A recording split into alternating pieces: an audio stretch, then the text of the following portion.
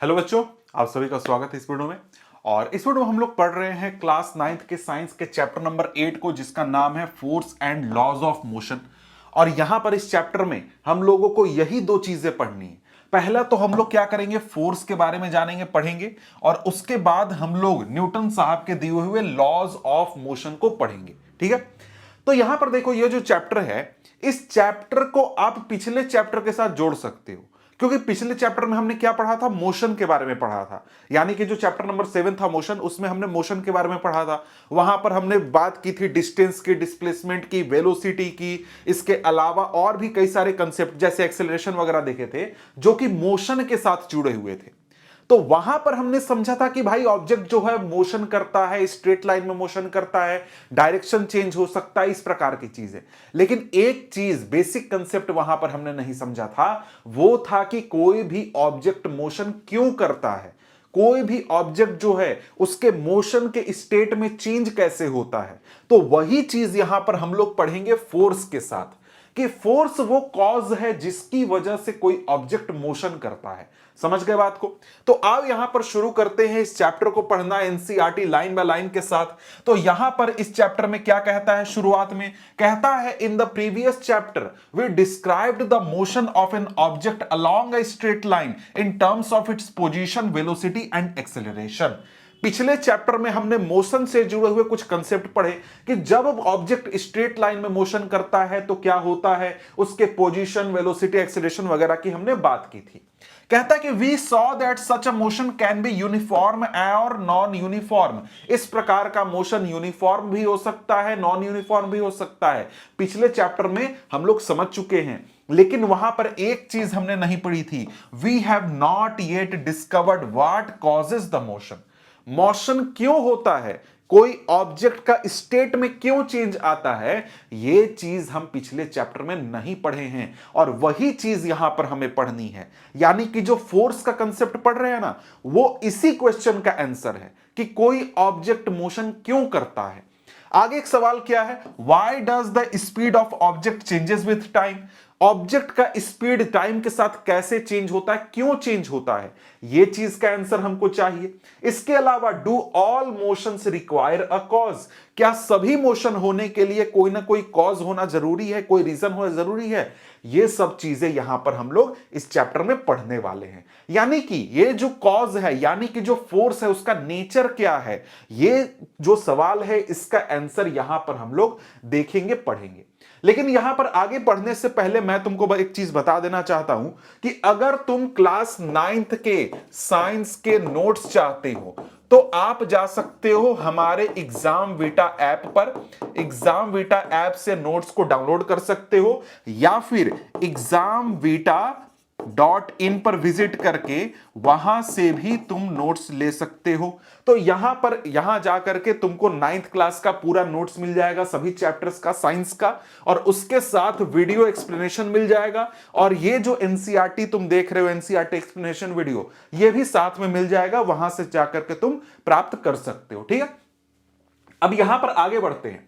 तो आगे यहां पर इस पैराग्राफ में सिंपली यह बात तुमको समझा रहा है कि देखो, हजारों सालों से जो लोग थे, हमारे से पहले जो लोग थे जो कि साइंस में इंटरेस्टेड थे, पहले के जमाने में जो फिलोसफर्स हुआ करते थे, वो हजारों सालों से मोशन के बारे में सोचते आए हैं कि यार ये ऑब्जेक्ट मोशन क्यों करता है, कैसे करता है, इसका कारण क्या है। तो ये सारी चीजों के ऊपर बहुत सारे फिलोसफर्स थे, उन्होंने आंसर निकालने की कोशिश की, समझने की कोशिश की। लेकिन वहां पर क्या होता था, पहले के जमाने में जो लोग होते थे, वो जब अपने आसपास के ऑब्जेक्ट के बिहेवियर को देखते थे, जैसे कि कोई बॉल है ग्राउंड पर, उसको अगर हम लोग थोड़ा सा हिट कर देते हैं तो वो ज्यादा दूर तक नहीं जाता। ऐसा नहीं होता कि लगातार चलते रहता है, वो कुछ समय तक, कुछ दूर तक चलने के बाद क्या हो जाता है, अपने आप रुक जाता है।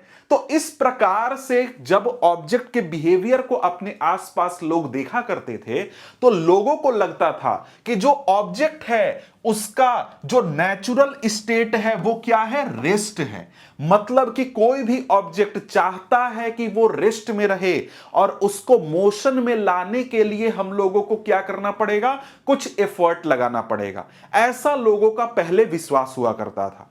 लेकिन यहां पर कुछ साइंटिस्ट आते हैं, जैसे कि गैलीलियो गैलीली आते हैं, और इसके साथ इसाक न्यूटन आते हैं। वो मोशन का, वो फोर्स का नया कंसेप्ट देते हैं कि कोई भी ऑब्जेक्ट कैसे मोशन करता है, फोर्स कैसे बिहेव करता है, फोर्स की वजह से मोशन में क्या चेंज होता है, इसको लेकर के नया कंसेप्ट देते हैं। तब हमारी ये जो विचारधारा है कि भाई रेस्ट नेचुरल स्टेट है, ये बिल्कुल बदल जाती है। और यही चीज आगे चल करके हम लोग पढ़ेंगे। गैलीली का एक्सपेरिमेंट भी पढ़ेंगे, और न्यूटन के लॉज ऑफ मोशन को भी हम लोग पढ़ेंगे। ठीक है, अब यहां पर आओ हम लोग फोर्स की बात कर लेते हैं। क्या बोल रहा है, कहता है कि in our everyday life we observe that some effort is required to put a stationary object into motion or to stop a moving object. कहता है कि हम लोग अपने डेली लाइफ में यह चीज देखते हैं, कोई भी ऑब्जेक्ट है, कोई भी ऑब्जेक्ट में मोशन लाने के लिए, जैसे कोई स्टेशनरी ऑब्जेक्ट है, उसमें अगर मोशन लाना है तो हमको क्या करना पड़ेगा, एफर्ट लगाना पड़ेगा। कोई ऑब्जेक्ट मोशन में चल रहा है, उसको अगर हमें रोकना है तो क्या करना पड़ेगा, एफर्ट लगाना पड़ेगा। मतलब कि ऑब्जेक्ट के स्टेट ऑफ मोशन को चेंज करने के लिए क्या करना पड़ता है, एफर्ट लगाना पड़ता है। अब ये एफर्ट हम लोग कैसे लगाते हैं भाई, तो ये एफर्ट लगाते हैं हम लोग मस्कुलर एफर्ट के रूप में, अपने हाथों से पुश करेंगे, पुल करेंगे या हिट करेंगे। जैसे हम लोग अगर कोई कार्ट है, उसको अगर आगे बढ़ाना चाहते हैं, रेस्ट से मोशन में लाना चाहते हैं, तो क्या करेंगे, पुश करेंगे। इसी प्रकार से हम उसको पुल भी कर सकते हैं। या फिर कोई गाड़ी आ रही है, कोई साइकिल आ रहा है आपका दोस्त, आप उसे रोकना चाहते हो तो क्या करोगे, ऐसे पुश करोगे कि भाई रुक जा रुक जा रुक जा, ऐसे पुश करोगे। इसी प्रकार से कोई गेंद है, बॉल है, उसको आप हिट करते हो, तब वो क्या करता है, मोशन में आ जाता है। तो हम क्या करते हैं, पुश करते हैं या हिट करते हैं या फिर पुल करते हैं, तब जाकर के कोई ऑब्जेक्ट का स्टेट ऑफ मोशन चेंज होता है। ठीक है, ये तुम अपने आसपास देखते ही हो। अब यहां पर जो फोर्स है ना, वो फोर्स इसी पुश, हिट और पुल के कंसेप्ट पर बेस्ड है। यानी कि जो ये हम पुश करते हैं, हिट करते हैं, पुल करते हैं, यही एक प्रकार से फोर्स है। मतलब हम क्या कर रहे हैं, हम पुश कर रहे हैं, हिट कर रहे हैं, पुल कर रहे हैं, तो क्या कर रहे हैं, हम फोर्स अप्लाई कर रहे हैं किसी ऑब्जेक्ट के ऊपर। समझ गए। तो यहां से अगर हम लोग देखें तो फोर्स का सिंपल डेफिनेशन हमको समझ में आ सकता है कि फोर्स आखिर क्या है भाई। तो फोर्स इज अ पुश और पुल, फोर्स, और यहां हिट भी हो सकता है। Force is a push or pull which changes or tends to change the state of rest or uniform motion, direction of motion or shape and size of body। ये force का definition है। अब यहां पर इसको जरा सा समझते हैं। हमने अभी तुरंत क्या देखा कि कोई भी ऑब्जेक्ट के स्टेट ऑफ मोशन को चेंज करना है, यानी कि रेस्ट से उसको मोशन में लाना है, तो हमको क्या करना पड़ेगा, फोर्स अप्लाई करना पड़ेगा। फोर्स अप्लाई करने का मतलब क्या हुआ, हमने या तो पुश किया, या तो पुल किया, या तो हिट किया, तब जाकर के स्टेट ऑफ मोशन में चेंज होगा। तो फोर्स क्या है, पुश या फिर पुल है, जो कि क्या करता है, चेंज करता है या फिर चेंज करने की कोशिश करता है। समझ गए। अब जैसे मान लो तुम्हारे घर के पास रेलवे स्टेशन है, वहां कोई ट्रेन खड़ा है, और तुम जाकर के क्या करते हो, ट्रेन को धक्का देना शुरू करते हो, पुश करना शुरू करते हो, तो क्या वो ट्रेन मूव करने लगेगा। अगर स्टेशनरी ट्रेन की मैं बात कर रहा हूं, तो क्या वो ट्रेन मूव करने लगेगा, जी नहीं, बिल्कुल मूव नहीं करेगा। तो क्या वहां पर तुमने फोर्स नहीं लगाया, जी हां लगाया। इसलिए क्या बोला जा रहा है कि फोर्स क्या है, पुश या फिर पुल है, और हिट भी ऐड कर लेना इसमें, जो कि चेंज करता है या फिर चेंज करने की कोशिश करता है ऑब्जेक्ट के स्टेट ऑफ रेस्ट को या फिर यूनिफॉर्म मोशन को। मतलब ऑब्जेक्ट अगर रेस्ट में है तो उसको मूव कराने के लिए, उसको मोशन में लाने के लिए, या फिर ऑब्जेक्ट मोशन कर रहा है तो उसको रोकने के लिए, रेस्ट में लाने के लिए, या फिर उसके वेलोसिटी को चेंज करने के लिए हम लोग क्या करते हैं, फोर्स अप्लाई करते हैं। फोर्स, ठीक है। अब इसके साथ साथ फोर्स की वजह से क्या होता है, हम लोग डायरेक्शन भी चेंज कर सकते हैं। ऑब्जेक्ट अगर सीधे रास्ते पर जा रहा है, उससे एक डायरेक्शन में फोर्स लगाया जाए तो उसका डायरेक्शन क्या होगा, चेंज हो जाएगा। इसी प्रकार से कोई ऑब्जेक्ट के ऊपर फोर्स अप्लाई करके हम ऑब्जेक्ट के शेप और साइज को चेंज कर सकते हैं। जैसे कि यहां पर आप कुछ एग्जाम्पल में देख सकते हो, यहां पर ये स्प्रिंग है, इसके ऊपर फोर्स अप्लाई करके हम लोग क्या कर सकते हैं, इसके शेप को चेंज कर सकते हैं। बॉल देखो, हमने यहां कंप्रेस करके शेप साइज दोनों को चेंज कर दिया। तो इस प्रकार से फोर्स की मदद से हम क्या कर सकते हैं, या तो ऑब्जेक्ट के स्टेट ऑफ मोशन को चेंज करेंगे, या फिर हम लोग उसके डायरेक्शन ऑफ मोशन को चेंज करेंगे, या फिर शेप और साइज को चेंज करेंगे, या फिर चेंज करने की कोशिश भी करेंगे, तो भी वो हमारा फोर्स ही होगा। ठीक है, तो फोर्स यहां पर बेसिक समझ गया कि फोर्स क्या है भाई। अब यहां पर देखो वही सारी बातें हैं जो मैंने आपको समझाया कि भाई हमने फोर्स को अभी तक टेस्ट नहीं किया है। हम क्या करते हैं, फोर्स के जो इंपैक्ट है उसको एक प्रकार से समझते हैं, देखते हैं, फील करते हैं। समझ गए। तो यहां पर कहता है pushing, hitting and pulling of object are all ways of bringing object in motion. They move because we make a force act on them. हम फोर्स अप्लाई करते हैं, इस वजह से ऑब्जेक्ट जो है मूव करते हैं। फोर्स अप्लाई करने का मतलब क्या, हम या तो पुश करते हैं, या तो पुल करते हैं, या तो हिट करते हैं। ठीक है, अब इसके बाद यहां पर आगे देखें तो वही 2 पॉइंट एक्स्ट्रा है कि हम लोग जो है डायरेक्शन भी चेंज कर सकते हैं फोर्स की मदद से, और साथ ही साथ हम लोग शेप एंड साइज को भी चेंज कर सकते हैं। वही लिखा गया है, we also know that force can change, we also know that force can change the shape and size of objects. ये बात यहां लिखी गई है। इसके बाद यहां पर देखिए तो हम लोग मैग्नीट्यूड ऑफ वेलोसिटी चेंज कर सकते हैं, और इसके साथ ही हम लोग डायरेक्शन भी चेंज कर सकते हैं ऑब्जेक्ट का फोर्स अप्लाई करके।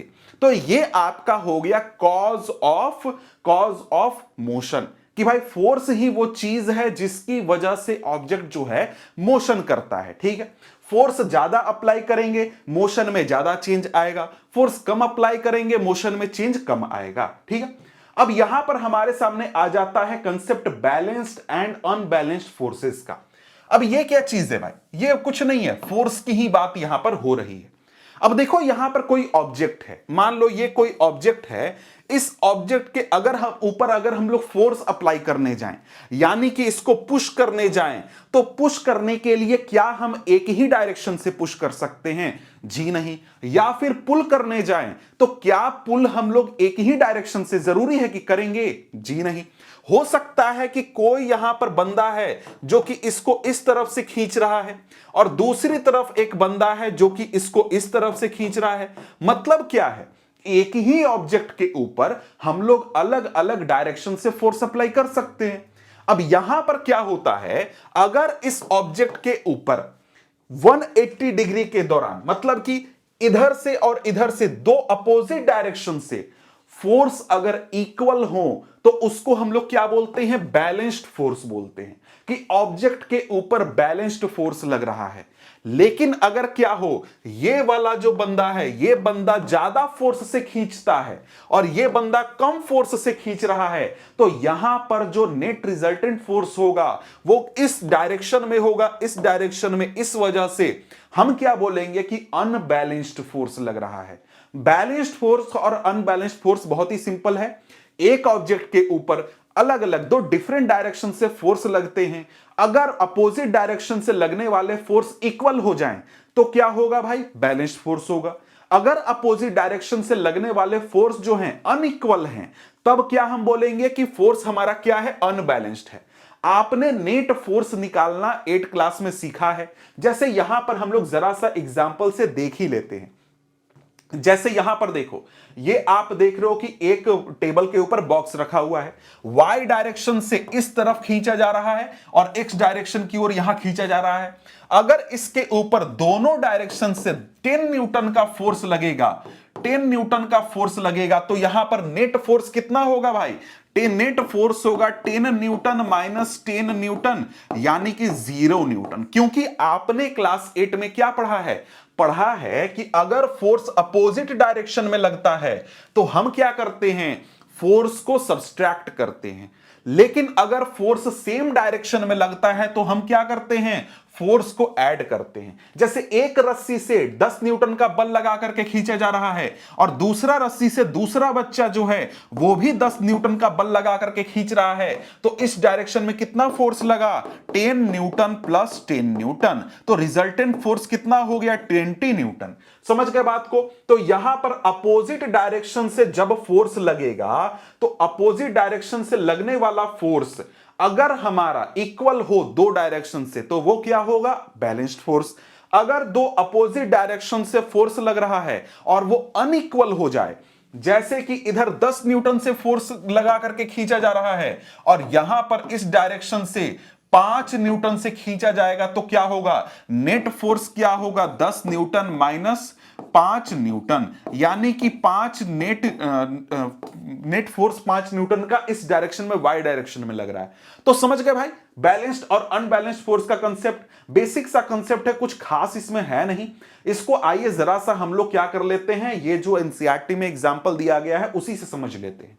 ये आपको इसी एग्जांपल की बात कर रहा है जो ये टेबल पर यहां पर आपको एक छोटा सा बॉक्स रखा गया है, इसी एग्जांपल को यहां पर हम लोग देखने वाले हैं। क्या बोलता है यहां पर, आओ पढ़ लेते हैं। कह रहा है कि figure 8.3 shows a wooden block on a horizontal table। 8.3 तो समझ गए, जो अभी तस्वीर मैंने दिखाई उसी की बात कर रहा है।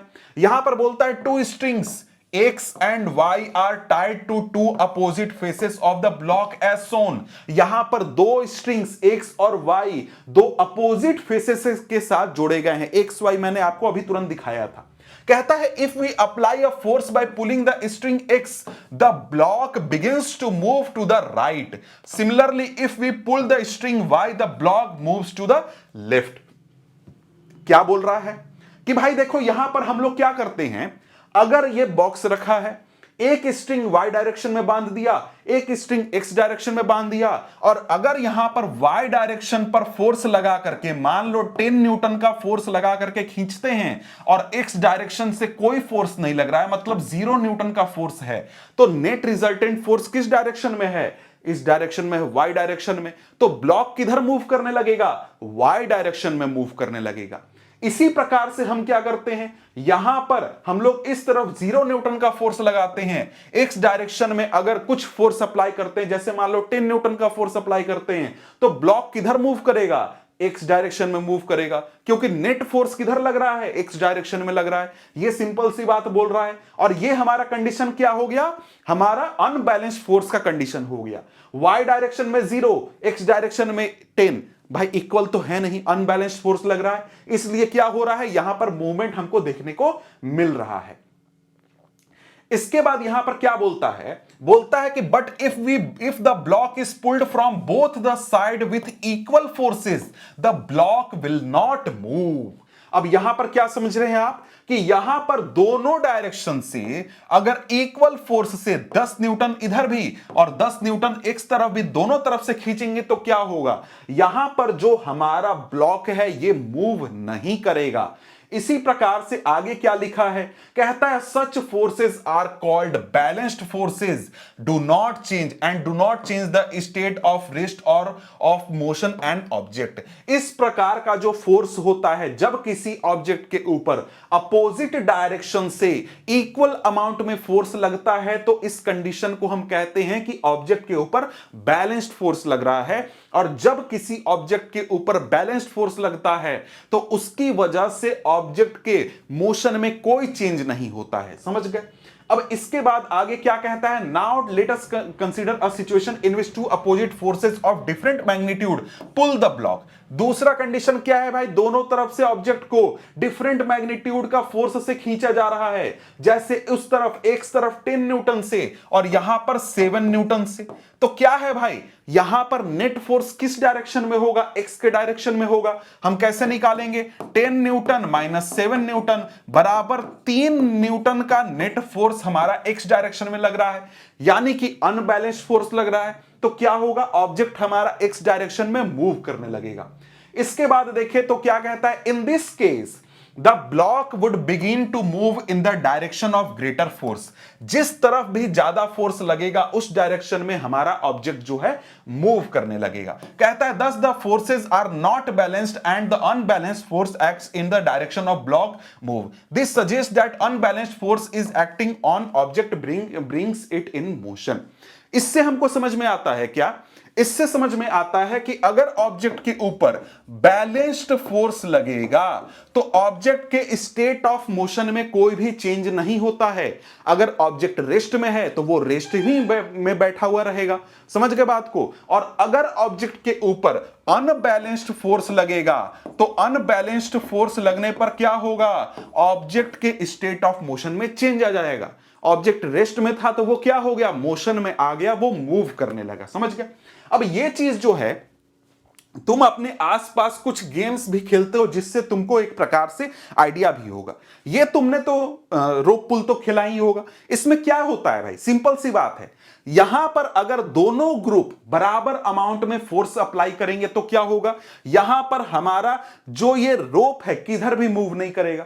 लेकिन कोई भी ग्रुप अगर ज्यादा फोर्स अप्लाई करके ज्यादा ताकत से खींचता है तो वो इस रस्सी को साथ ही साथ अपोनेंट टीम को अपनी ओर आसानी से खींच लेता है। यहां पर भी हमारा बैलेंस्ड फोर्स और अनबैलेंस्ड फोर्स काम करता है। इक्वल फोर्स से दोनों ग्रुप खींचेंगे, रस्सी हिलेगा भी नहीं। लेकिन अगर कोई एक ग्रुप ज्यादा फोर्स अप्लाई करेगा, ज्यादा फोर्स से खींचेगा तो वो दूसरे ग्रुप को अपनी ओर खींच लेता है। यह तो आपने अपने आसपास गेम्स में देखा ही होगा। अब यहां पर आगे देखें तो आगे यहां पर हमारा दूसरा एग्जाम्पल है। दूसरा एग्जाम्पल में यहां पर क्या बोल रहा है कि what happens when some children try to push a box on rough floor. यहां पर कुछ बच्चे हैं जो कि रफ फ्लोर पर बॉक्स को पुश करने की कोशिश कर रहे हैं। यहां पर हमको कंसेप्ट समझना है एक दूसरा, जिसमें कि हम लोग यहां पर बात करेंगे फ्रिक्शन की। कि भाई फ्रिक्शन, अब फ्रिक्शन के बारे में भी आपने एक प्रकार से क्लास 8 में पढ़ लिया है। अब फ्रिक्शन क्या है भाई? फ्रिक्शन एक प्रकार का फोर्स है जो किसी दो सरफेस के बीच में लगता है, जो कि मूवमेंट के या फिर जो ऑब्जेक्ट का मोशन है उसके अपोजिट डायरेक्शन में लगने वाला एक प्रकार का फोर्स है। ठीक है?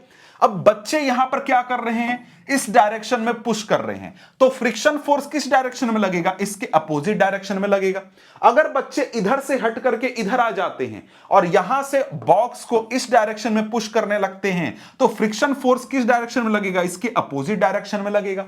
तो यहां पर बात हो रही है फ्रिक्शन की कि भाई देखो, जब भी कहीं पर दो सरफेस आपस में कांटेक्ट में आते हैं और एक सरफेस को हम मूव कराने की कोशिश करते हैं, मोशन में लाने की कोशिश करते हैं, तो उसके अपोजिट डायरेक्शन में एक फोर्स लगता है जिसको हम लोग फ्रिक्शन बोलते हैं। ठीक है? सिंपल सी बात है।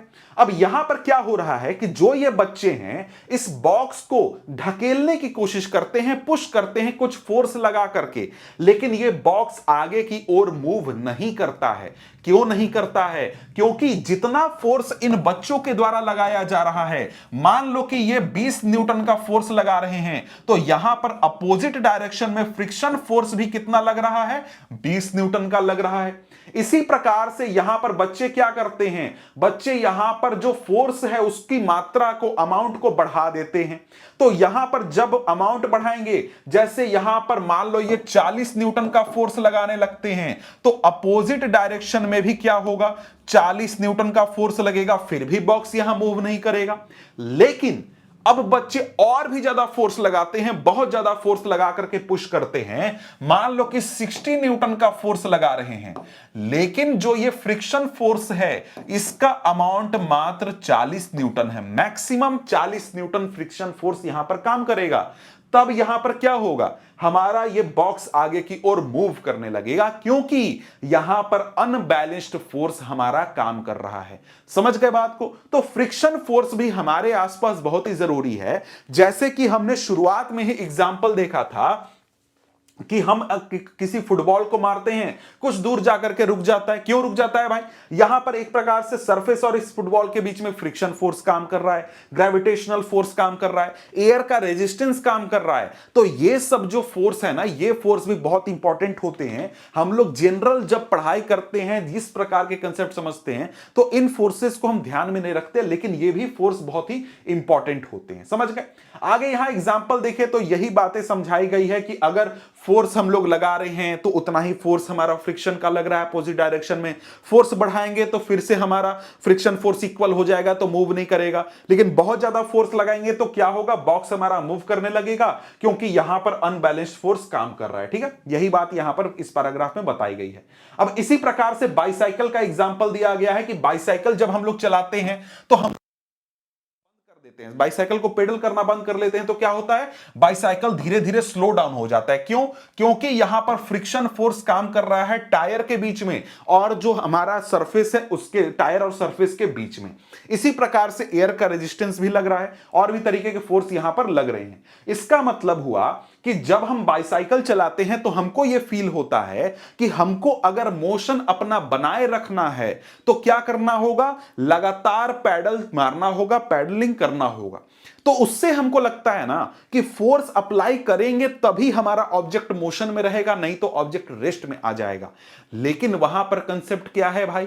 कि हमारे अपोजिट डायरेक्शन में लगातार फोर्स लग रहा है, फ्रिक्शन फोर्स लग रहा है, और साथ ही साथ हमारा जो ये फोर्स है एयर का रेजिस्टेंस, उसका भी फोर्स लग रहा है। तो जो हम पैडल मारते हैं वो हम कोशिश करते हैं कि जो हमारा फ्रिक्शन फोर्स हमारे अपोजिट डायरेक्शन में लग रहा है उसके बराबर हम एक प्रकार से फोर्स अप्लाई करें आगे की डायरेक्शन में, तब हमारा ऑब्जेक्ट जो है उसी फोर्स के साथ, उसी स्पीड के साथ मूव करता रहेगा। ठीक है? कहता है however it is quite incorrect. वही बात है कि हमको कंटिन्यूअस एप्लीकेशन करने की जरूरत नहीं है कि अनबैलेंस्ड फोर्स अप्लाई करने पर ऑब्जेक्ट मोशन करेगा, ऐसा जरूरत नहीं है। और an object moves with a uniform velocity when the forces acting on the object are balanced and there is no net external force on it। यहां पर क्या बात है? आंसर हमको क्या मिल रहा है कि कोई भी ऑब्जेक्ट है उसके ऊपर अगर बैलेंस्ड फोर्स अप्लाई होगा तो उसका स्टेट ऑफ मोशन में कोई चेंज नहीं होगा। यह चीज अभी कुछ देर पहले हमने देखा था पहले एग्जांपल से, लेकिन वहां पर हमने एग्जांपल रेस्ट का लिया था। ठीक है, यहां पर हम लोग एक मूविंग ऑब्जेक्ट का ले रहे हैं। तो यहां पर हमको क्या लगता है कि साइकिल में पैडल मारना बंद कर देंगे तो साइकिल हमारा रुक जाएगा। इसका मतलब क्या है? हम फोर्स अप्लाई करेंगे तब जाकर के हमारा साइकिल आगे की ओर मूव करेगा। लेकिन साइकिल रुकता क्यों है? क्योंकि हमारे ऊपर अनबैलेंस्ड फोर्स लग रहा है, हमारे अपोजिट डायरेक्शन में फ्रिक्शन फोर्स, एयर का रेजिस्टेंस, ये सब लग रहा है, उसकी वजह से साइकिल रुक जाता है। लेकिन अगर हम लोग पैडल मारते रहते हैं तो हम क्या कर रहे हैं? लगातार पैडल मारने से क्या होता है? जो हमारा अपोजिट डायरेक्शन में फोर्स लग रहा है, यानी कि जो फ्रिक्शन फोर्स लग रहा है और जो एयर का रेजिस्टेंस लग रहा है, उस फोर्स को बराबर करने की कोशिश कर रहे हैं। मतलब कि बैलेंस्ड फोर्स बनाने की कोशिश कर रहे हैं, जिससे कि हम यूनिफॉर्म वेलोसिटी से साइकिल को आगे की ओर चलाते रहें। समझ गए? तो जब हम पैडल मारते हैं तो हम क्या करते हैं? हम लोग एक प्रकार से बैलेंस्ड फोर्स क्रिएट करने की कोशिश करते हैं, जिससे साइकिल यूनिफॉर्म वेलोसिटी से मूव करता रहे। और अगर हमें साइकिल की वेलोसिटी बढ़ानी है, हमें जैसे 10 किलोमीटर पर आवर से चल रहे तो 20 किलोमीटर पर आवर करनी है, तब हमें क्या करना पड़ेगा? अनबैलेंस्ड फोर्स लगाना पड़ेगा। फ्रिक्शन फोर्स अपोजिट जो एयर रेजिस्टेंस है उससे ज्यादा फोर्स लगाएंगे, तब हमारा साइकिल का वेलोसिटी और बढ़ जाएगा। समझ गए? आगे कहता है कि if an unbalanced force is applied on the object there will be change either in speed or in the direction of its motion। अगर अनबैलेंस्ड फोर्स लगाएंगे तो क्या होगा? या तो स्पीड में चेंज हो जाएगा या फिर हमारा डायरेक्शन ऑफ मोशन में चेंज हो जाएगा। कहता है thus to accelerate the motion of an object an unbalanced force is required। किसी भी ऑब्जेक्ट के मोशन में चेंज करने के लिए हमको क्या चाहिए होता है? अनबैलेंस्ड फोर्स चाहिए होता है, तब उसके या तो स्पीड में हम चेंज कर सकते हैं या फिर ऑब्जेक्ट के डायरेक्शन ऑफ मूवमेंट में हम लोग चेंज कर सकते हैं। समझ गए? तो ऑब्जेक्ट जो है एक यूनिफॉर्म वेलोसिटी से तब तक चलता रहेगा जब तक कि उसके ऊपर बैलेंस्ड फोर्स अप्लाई हो। जैसे ही वो बैलेंस्ड फोर्स जो है खत्म हुआ, अनबैलेंस्ड फोर्स लगना शुरू हुआ, ऑब्जेक्ट के मोशन में चेंज हो जाएगा, या तो डायरेक्शन में चेंज हो जाएगा या फिर उसके मैग्नीट्यूड ऑफ वेलोसिटी में चेंज हो जाएगा। समझ गए? तो यहां पर अगर हम लोग देखें तो कहता है if this force is removed completely the object would continue to move with velocity it has acquired till then. कहता है कि अनबैलेंस्ड फोर्स जो लग रहा है ऑब्जेक्ट के ऊपर, वो अनबैलेंस्ड फोर्स पूरी तरीके से खत्म हो जाए, मतलब कि ऑब्जेक्ट के ऊपर बैलेंस्ड फोर्स लगने लगे, तब वहां पर जो भी ऑब्जेक्ट का वेलोसिटी होगा उस वेलोसिटी से वो लगातार स्ट्रेट लाइन में चलता रहेगा। मान लो कि फोर्स लगा करके हमने अनबैलेंस्ड फोर्स लगा करके एक बाइसाइकिल का वेलोसिटी 20 किलोमीटर पर आवर कर दिया, उसके बाद हम लोग क्या करते हैं, बाइसाइकिल पर अनबैलेंस्ड फोर्स हटा देते हैं, मतलब कि बैलेंस्ड फोर्स लग रहा है। तो अब हमेशा के लिए जब तक कि अपोजिट डायरेक्शन में फोर्स ना लगे या फिर हम कोई फोर्स अप्लाई ना करें, हमेशा के लिए जो ये बाइसाइकिल है ये 20 किलोमीटर पर आवर से स्ट्रेट लाइन में मूव करता रहेगा। अगर इसके डायरेक्शन को चेंज करना है या इस वेलोसिटी को कम करना है या ज्यादा करना है, तो हमें क्या करना होगा, हमें फोर्स अप्लाई करना होगा, अनबैलेंस्ड फोर्स अप्लाई करना होगा। अगर बाइसाइकिल को रोकना है तो क्या करेंगे, हम लोग अपोजिट डायरेक्शन में अनबैलेंस्ड फोर्स लगाएंगे, और अगर इसकी रफ्तार बढ़ानी है तो क्या करेंगे, इस जो मोशन का डायरेक्शन है उस डायरेक्शन में अनबैलेंस्ड फोर्स अप्लाई करेंगे, तब जाकर के वेलोसिटी में चेंज होगा। नहीं तो हमेशा के लिए इसी वेलोसिटी से ऑब्जेक्ट जो है मूव करता रहेगा। समझ गए? अब यहां पर आगे बढ़ते हैं, आगे हमारे सामने टॉपिक है, topic number 8.2 first law of motion. अब देखो यहां पर हम लोग अभी फर्स्ट लॉ ऑफ मोशन नहीं पढ़ेंगे, हम लोग यहां पर पढ़ेंगे गैलीलियो गैलीली का एक्सपेरिमेंट, और उनके एक्सपेरिमेंट को समझने के बाद फिर हम लोग लॉज ऑफ मोशन जो है उसको शुरू करेंगे, फर्स्ट लॉ ऑफ मोशन को हम लोग पढ़ेंगे। अब यहां पर देखो गैलीलियो गैलीली का एक्सपेरिमेंट क्या है, इसको जरा सा हम लोग पैराग्राफ से भी समझते हैं और कुछ इमेजेस के जरिए भी मैं तुमको समझाने की कोशिश करूंगा। कहता कि by observing the motion of object on a inclined plane Galileo deduced that object move with constant speed when no force acts on them.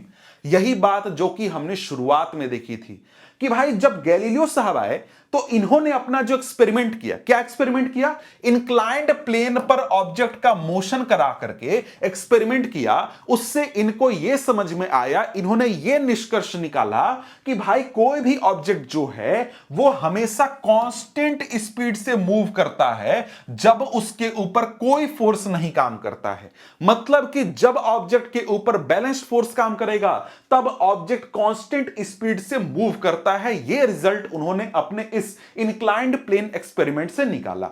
अब यहां पर यह एक्सपेरिमेंट क्या था, कैसे इन्होंने किया था, इसको जरा सा समझते हैं। यहां पर क्या बोलता है कि he observed that when a marble rolls down an inclined plane its velocity increases।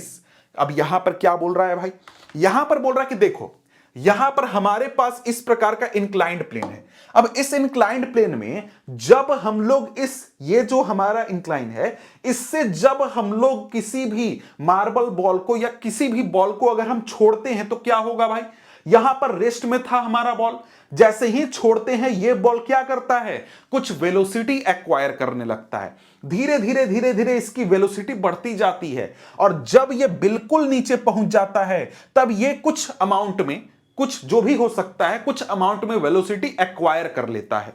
यह बात इन्होंने निष्कर्ष, सिंपल से बात है, ये तो हम लोग अपने आसपास भी खेलेंगे तो हमको पता चल जाएगा कि एक इंक्लाइन से अगर गिराएंगे तो यहां पर बॉल कुछ वेलोसिटी एक्वायर करेगा, धीरे धीरे उसकी वेलोसिटी यहां पर जाकर के मैक्सिमम हो जाएगी। ठीक है, इसके बाद क्या इन्होंने देखा, अब ये क्यों होता है भाई, हम लोगों को अगले चैप्टर में पढ़ना है ग्रेविटी के बारे में। तो ग्रेविटी की वजह से, ग्रेविटी के फोर्स की वजह से ऐसा होता है कि जो बॉल है वो रोल डाउन करते हुए वेलोसिटी एक्वायर कर लेता है। ठीक है, अब इसके बाद यहां पर क्या होता है, आगे यहां पर कहता है as it rolls down and attain a definite velocity by the time it reaches the bottom।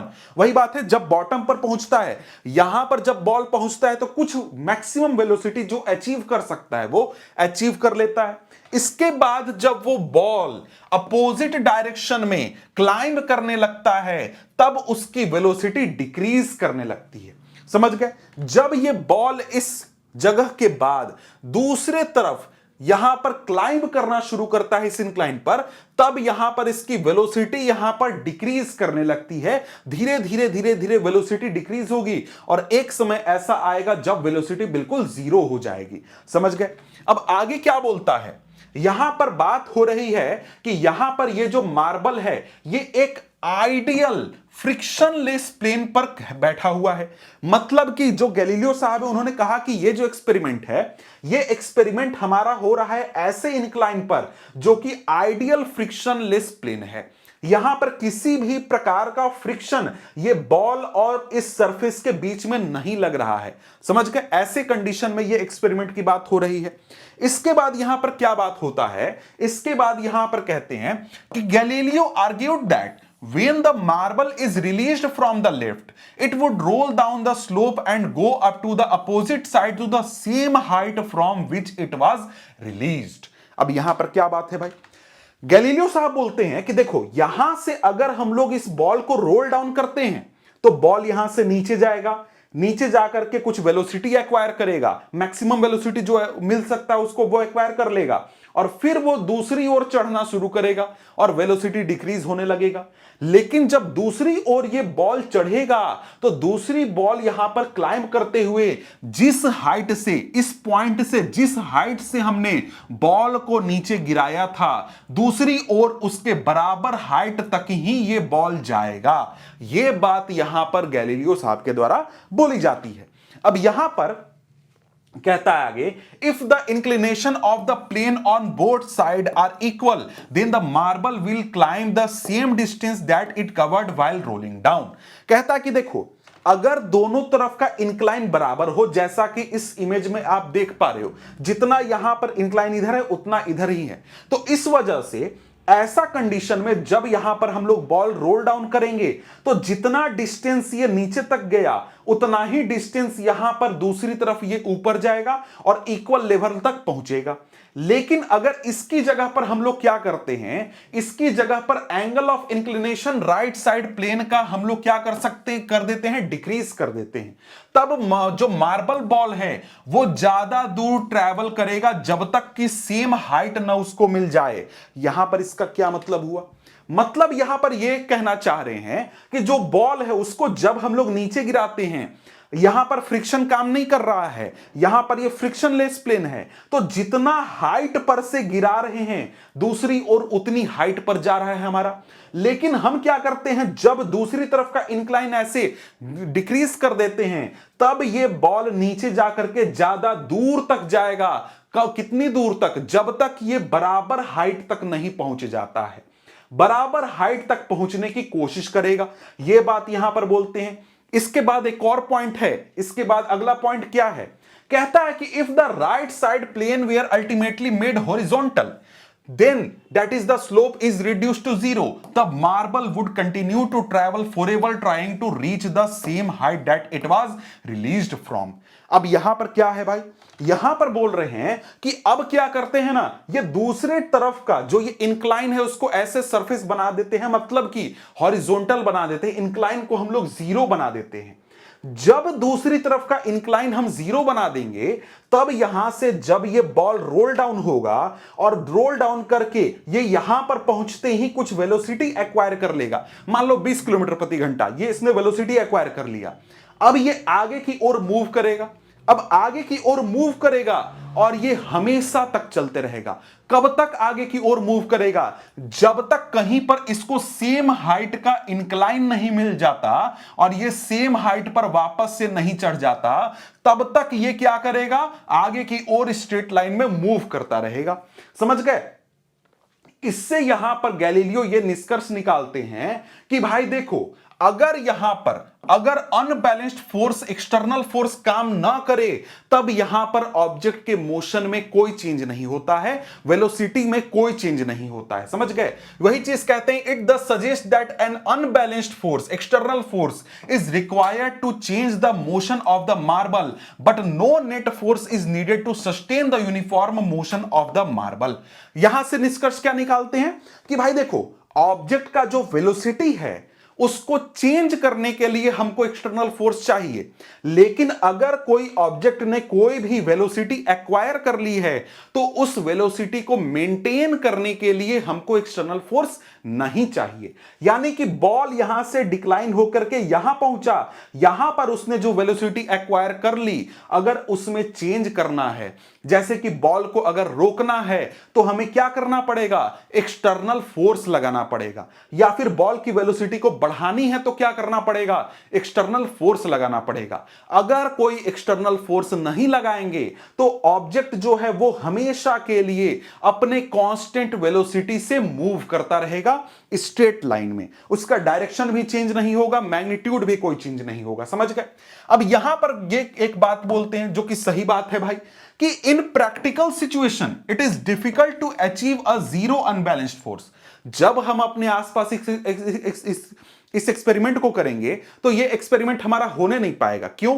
क्योंकि यहां पर हम लोगों के प्रैक्टिकल सिचुएशन में अनबैलेंस्ड फोर्स हम लोग ला ही नहीं सकते हैं। हमारे आसपास फ्रिक्शन फोर्स काम करेगा, एयर रेजिस्टेंस काम करेगा, और ग्रेविटेशनल फोर्स काम करेगा, और भी रीजंस हैं, और भी प्रकार के फोर्स हैं जो कि हमारे इस एक्सपेरिमेंट को सक्सेसफुल नहीं बना सकते हैं।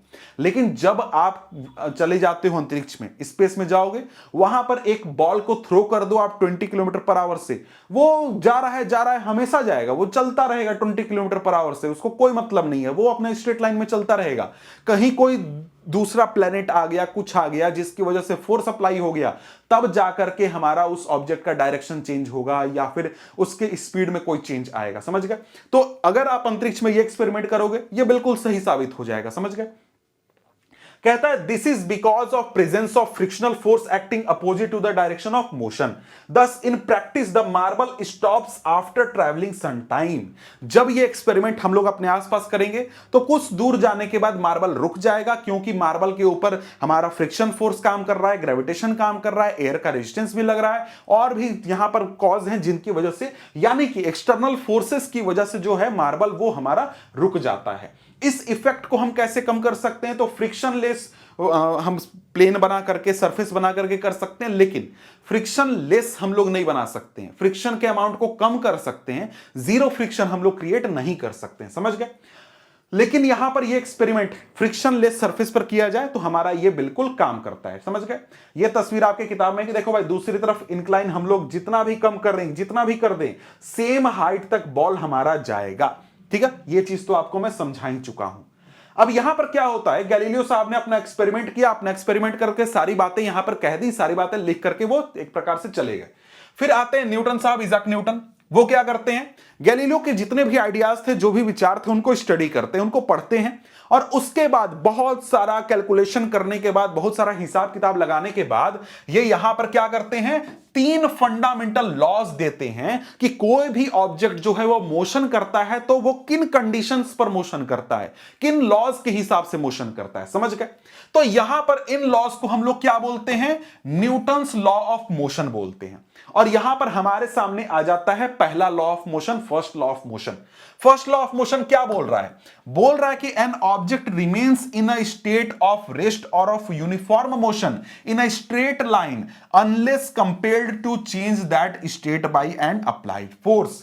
कहता है कि कोई भी ऑब्जेक्ट है, वो ऑब्जेक्ट अपने जो स्टेट है, जैसे स्टेट ऑफ रेस्ट में या फिर स्टेट ऑफ यूनिफॉर्म मोशन में, स्टेट लाइन में, वो रहेगा जब तक कि उसके ऊपर बाहर से एक्सटर्नल फोर्स लगा करके उसको वो स्टेट ऑफ मोशन चेंज करने के लिए मजबूर न किया जाए।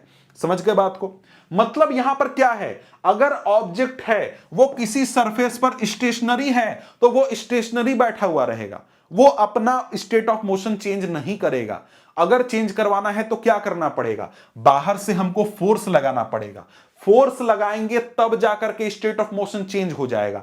यानी फोर्स लगा करके मान लो ये बॉल को हमने क्या किया, 20 किलोमीटर पर आवर पर चेंज कर दिया इसका स्टेट ऑफ मोशन। रेस्ट पर था, हमने वेलोसिटी मिला दिया, लेकिन अब हमने वेलोसिटी मिला दिया है तो ये ऑब्जेक्ट अब 20 किलोमीटर पर आवर से लगातार चलता रहेगा, चलता रहेगा, चलता रहेगा।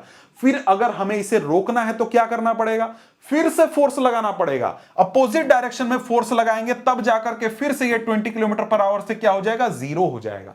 ऑब्जेक्ट जो है वो अपना स्टेट ऑफ मोशन, जो भी उसका स्टेट ऑफ मोशन है वो जीरो पर है, यानी रेस्ट में है तो रेस्ट में रहना चाहेगा। अगर वो 10 किलोमीटर पर आवर से चल रहा है तो 10 किलोमीटर पर आवर पर चलना चाहेगा। अगर वो 20 किलोमीटर पर आवर से चल रहा है तो वो 20 किलोमीटर पर आवर से चलना चाहेगा। वो अपने स्टेट ऑफ मोशन में किसी भी प्रकार का चेंज नहीं चाहता है, चेंज करता भी नहीं है, उसको चेंज करवाना पड़ता है।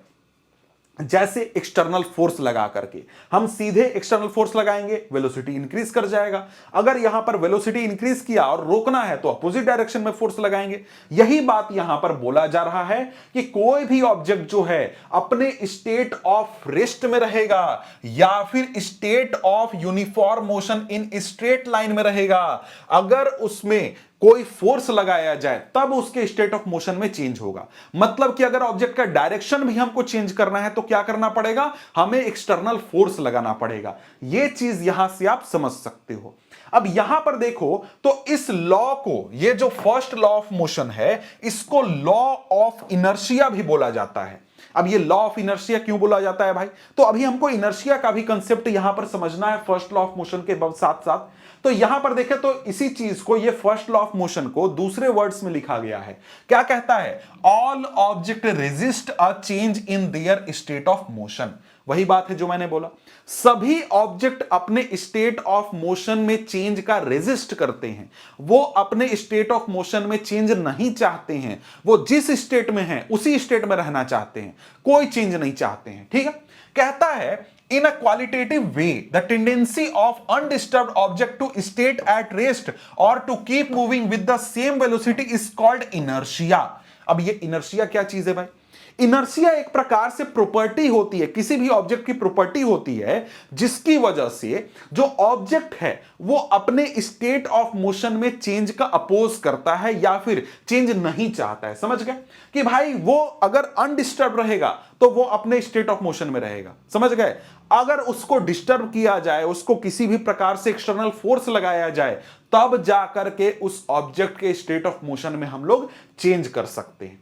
अब यहां पर देखो कुछ एग्जाम्पल आपको देखने हैं, लेकिन इस एग्जाम्पल को पढ़ने से पहले हम लोग क्या कर लेते हैं, जरा सा इनर्शिया को समझ लेते हैं।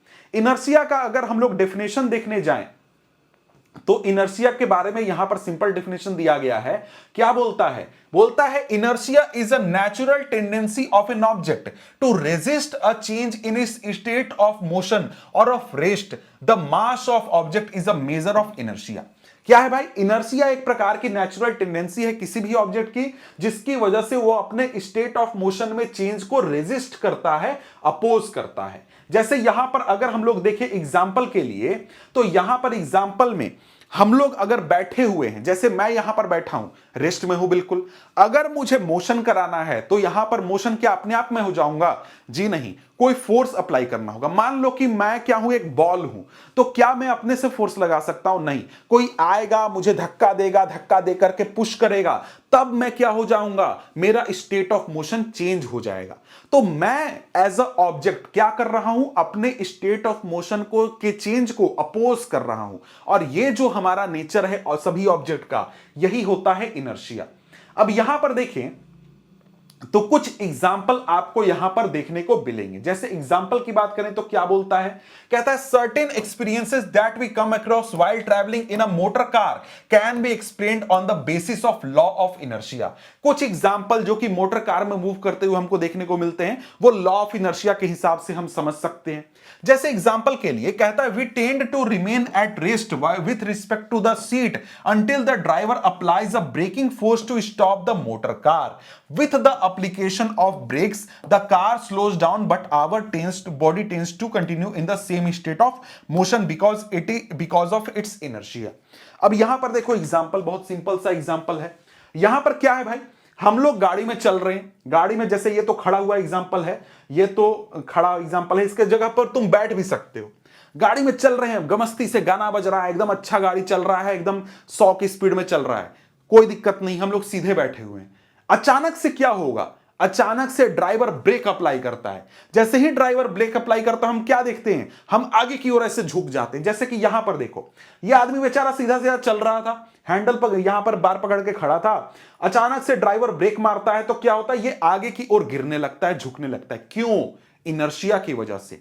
यहां पर क्या है, ये जो हमारा जो भी बस है, ये चल रहा है मान लो 100 किलोमीटर प्रति घंटा के स्पीड से, तो ये जो व्यक्ति है, इसका बॉडी भी 100 किलोमीटर प्रति घंटा की रफ्तार से चल रहा है। लेकिन क्या हुआ, बस ने ब्रेक मारा, बस ने ब्रेक मारा तो बस जो है उसकी जो स्पीड है वो 100 से घट करके हो जाती है 50, मान लो 100 से 50 हो गई। लेकिन इसका जो बॉडी है वो तो अभी 100 पर है, और इसका बॉडी क्या चाहता है कि भाई हम 100 पर रहेंगे, हमको नहीं चेंज करना है भाई, हमको 100 पर रहना है, एकदम 100 पर ही रहेंगे, हमको 50 नहीं जाना है। तो यहां पर ये बॉडी जो है उसी स्पीड को मेंटेन करने की कोशिश करता है कि भाई हम तो 100 पर ही रहेंगे, इसलिए ये आगे की ओर झुक जाएगा, इसका ऊपर अपर बॉडी। अब ये नीचे पैर क्यों नहीं झुका भाई, क्योंकि पैर जो है वो बस के सरफेस के कांटेक्ट में है, इस वजह से जब बस ने ब्रेक मारा तो इसका पैर क्योंकि कांटेक्ट में है तो पैर भी साथ साथ धीरे हो गया, पैर भी रुक गया। लेकिन अपर बॉडी जो है वो अपने स्टेट ऑफ मोशन को मेंटेन करना चाहता है, इस वजह से हम आगे की ओर झुक जाते हैं। अब ठीक इसका अपोजिट भी होता है, समझ गए?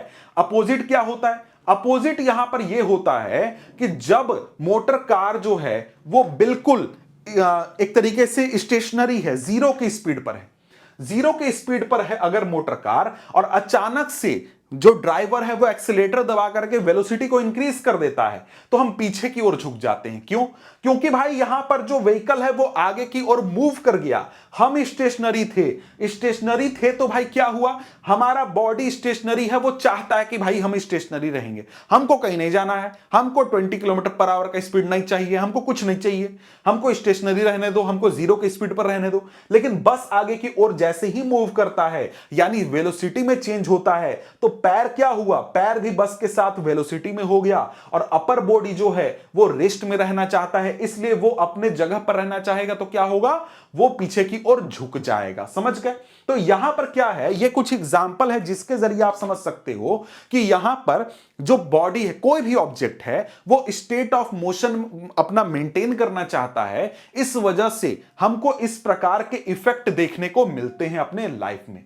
अब यहां पर बताया जा रहा है कि इस प्रकार के सिचुएशन से बचने के लिए हम लोग कई प्रकार के कंडीशन अप्लाई करते हैं। जैसे हम लोग ब्रेक मारने पर हम लोग आगे झुकते हैं, और कई बार अगर एक्सीडेंट हो तो अचानक से क्या होगा, हमारा यहां पर वेलोसिटी में चेंज ज्यादा होगा, हम आगे के सरफेस से टकरा जाएंगे तो हमको चोट लग सकता है।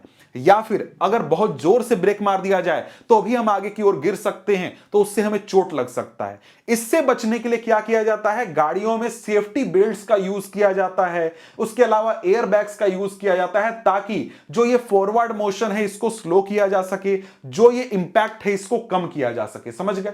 इसी प्रकार से अगर हम लोग देखें तो यहां पर डायरेक्शन चेंज में भी ये चीज हमको देखने को मिलती है। जो इनर्शिया है वो डायरेक्शन चेंज को भी अपोज करता है। तो कई बार हम लोग कार में बैठे हुए होते हैं और कार एक 60 टन लेती है हाई स्पीड में, तो हमें क्या लगता है कि हम एक तरफ गिर जाएंगे। जैसे कार अगर उस डायरेक्शन में मूव कर रही है तो हमें ऐसे लगता है कि ऐसे गिर जाएंगे। ऐसा क्यों होता है? ऐसा इसलिए होता है क्योंकि जब देखो कोई कार है वो स्ट्रेट लाइन में चल रही थी, स्ट्रेट लाइन में चलते चलते वो इस तरफ टर्न ले लेती है, तो क्या होगा, आप बैठे हुए हो, आपका बॉडी स्ट्रेट लाइन में मोशन कर रहा है, तो बॉडी चाहता है कि भाई हम तो स्ट्रेट लाइन में जाएंगे, हमको उधर नहीं जाना है, तो ये क्या करेगा, बॉडी स्ट्रेट लाइन में जाने की कोशिश करेगा। इस प्रकार से यहां पर आप जो हो, आप एक प्रकार से फोर्स फील करोगे कि आप ऐसे झुक रहे हो। क्यों? क्योंकि आपका बॉडी जो है वो अपने मोशन को मेंटेन करना चाहता है, लेकिन फोर्स लगने की वजह से आपका बॉडी जो है वो इस कार के साथ डायरेक्शन चेंज करता है। समझ गए? अब यहां पर आगे देखें तो यही बातें लिखी गई हैं। This can again be explained on the basis of law of inertia. We tend to continue in our straight line motion when an unbalanced force is applied by engine to change the direction of motion of the motor car. We slip to one side of the seat due to inertia of our body. हमारे inertia की वजह से हम एक direction में shift हो जाते हैं। The fact that body will remain at rest unless acted upon bye unbalanced force can be illustrated through the following activity के द्वारा समझाने की कोशिश की जा रही है कि देखो यहां पर हम लोग कैरम तो खेलते ही हैं। कैरम से क्या करते हैं, स्ट्राइकर से अगर हम लोग हिट करेंगे तो स्ट्राइकर से हिट करने पर क्या होता है, ये तो चीज आपने देखा ही होगा। जब हम लोग स्टैक बना करके गोटियों को रखते हैं तो क्या होता है, स्ट्राइकर से हिट करेंगे तो सिर्फ एक यहां पर जो हमारा गोटी है वो आगे की ओर मूव करेगा, बाकी के जितने भी हमारे यहां पर जो गोटियां हैं वो नीचे आकर के बैठ जाएंगे। ऐसा क्यों होता है भाई, क्योंकि जिस गोटी पर हमने फोर्स अप्लाई किया, अनबैलेंस्ड फोर्स, वो आगे की ओर मूव कर गया अनबैलेंस्ड फोर्स की वजह से। बाकी के ऊपर अनबैलेंस्ड फोर्स नहीं लगा तो वो अपने जगह पर नीचे ही जाकर के बैठ गए। इसी प्रकार से यहां पर देखो, यहां पर हम लोग अगर देखें तो यहां पर हम लोग जो हैं इस एक्सपेरिमेंट को कर सकते हैं। ग्लास लो, ग्लास के ऊपर कार्ड रखो, उसके ऊपर कॉइन रखो। अगर हम लोग कार्ड को हिट करेंगे तो क्या होगा, कार्ड आगे की ओर चला जाएगा और कॉइन हमारा नीचे आकर के गिर जाएगा। ठीक है, तो ये हमारा लॉ ऑफ इनर्शिया की वजह से होता है। फर्स्ट लॉ ऑफ मोशन हमें यही समझाता है कि जब तक ऑब्जेक्ट के ऊपर एक्सटर्नल फोर्स न लगाया जाए, अनबैलेंस्ड फोर्स न लगाया जाए, वो अपने स्टेट ऑफ मोशन को बरकरार रखता है, उसमें किसी भी प्रकार का चेंज नहीं करता है। अब यहां पर देखो इनर्शिया और मास को समझते हैं, मतलब कि इनर्शिया और मास के बीच में क्या रिलेशन है। अब देखो इनर्शिया का मतलब क्या हुआ कि जो ऑब्जेक्ट है वो अपना स्टेट ऑफ मोशन में चेंज को रेजिस्ट करता है। ये सभी ऑब्जेक्ट की प्रॉपर्टी होती है, टेंडेंसी होती है। लेकिन सवाल यहां पर यह है कि क्या सभी जो ऑब्जेक्ट हैं सभी सेम फोर्स के साथ या फिर सेम रेजिस्टेंस शो करते हैं कि भाई हम ऑब्जेक्ट के वेलोसिटी में चेंज करना चाहते हैं तो क्या सभी ऑब्जेक्ट का रेजिस्टेंस सेम होगा? जी नहीं, ऐसा नहीं होता है। अलग अलग ऑब्जेक्ट जो हैं अलग अलग रेजिस्टेंस शो करते हैं। जैसे ये पेन है, ये पेन का मास बहुत कम है, इनर्शिया जो है वो मास से रिलेटेड होता है। इस पेन का मास बहुत कम है, ये रेस्ट में है, और अगर इसको हमें क्या करना है, मोशन में लाना है तो क्या करना होगा, ऐसे फिंगर से ऐसे हिट करेंगे, ये मोशन में आ गया ना भाई। कितना फोर्स लगा, थोड़ा सा फोर्स लगा। लेकिन इसकी जगह पर अगर मैं क्या करूं, एक मोटा सा किताब ले लेता हूं। जैसे यहां पर मैं अगर दिखाऊं तो यहां पर यह बुक है। अब इस बुक के स्टेट ऑफ मोशन को मुझे चेंज करना है, रेस्ट में है, मोशन में लाना है। ऐसे मैं हिट कर रहा हूं, कोशिश भी कर रहा हूं, ये हिल भी नहीं रहा है। बुक क्यों नहीं हिल रहा है भाई? क्योंकि इस पेन और इस बुक के मास में डिफरेंस है। तो जिस ऑब्जेक्ट का जितना ज्यादा मास होता है, ऑब्जेक्ट का इनर्शिया भी उतना ही ज्यादा होता है। मतलब कि ऑब्जेक्ट का चेंज इन वेलोसिटी के खिलाफ रेजिस्टेंस भी उतना ज्यादा होता है। इसी प्रकार से अगर हम लोग क्या करें, एक ठेला लेते हैं और दो हाथों से जाकर के एक ठेला या फिर कोई मान लो रिक्शा है, बाइसाइकिल है, कुछ भी लो, उसको तुम ढकेलने की कोशिश करते हो, क्या तुम धक्का दे सकते हो? जी हां, बिल्कुल दे सकते हो। धक्का दोगे तुरंत क्या हो जाएगा, वो ठेला जो है वो कुछ वेलोसिटी एक्वायर कर लेगा। लेकिन तुम जाकर के किसी ट्रक को जाकर के धक्का देना शुरू करो, क्या ट्रक के वेलोसिटी में कोई चेंज हो सकता है? नहीं हो सकता है। क्यों नहीं होगा? क्योंकि ट्रक का मास ज्यादा है, उसका रेजिस्टेंस चेंज ऑफ वेलोसिटी के खिलाफ रेजिस्टेंस ज्यादा है। क्यों? क्योंकि उसका मास ज्यादा है। समझ गए बात को? तो इसी प्रकार से कोई ट्रेन है, ट्रेन को जाकर के तुम धक्का देने की कोशिश करो, क्या ट्रेन के वेलोसिटी में चेंज हो जाएगा? बिल्कुल नहीं होगा। क्यों नहीं होगा? क्योंकि ट्रेन का मास ज्यादा है। तो भाई ऑब्जेक्ट का जो इनर्शिया होता है ऑब्जेक्ट के मास से रिलेटेड होता है। अगर मास ज्यादा होगा तो ऑब्जेक्ट का इनर्शिया ज्यादा होगा। मतलब कि जो चेंज इन वेलोसिटी है, change in state of motion है, उसके खिलाफ रेजिस्टेंस भी बहुत ज्यादा होगा। समझ गए? जैसे एग्जांपल के लिए तुम्हारा दोस्त आ रहा है दौड़ते हुए, तुम हाथ से ऐसे पकड़ करके उसको रोक सकते हो, क्या रुको रुको रुको रुको, रोक लोगे। कोई बस आ रहा है, क्या ऐसे करके रुको रुको रुको रुको रोक लोगे? क्या नहीं, तुमको नीचे दबाते हुए पार हो जाएगा। इसी प्रकार से ट्रेन है, ट्रेन के सामने बोलो नहीं आज तो हम फोर्स लगा करके रोक ही लेंगे, रोक लोगे क्या? जी नहीं। वो अगर 50 किलोमीटर पर आवर से चल रहा है तो वो 50 के से ही तुम्हारे ऊपर से पार हो जाएगा। समझ गए बात को?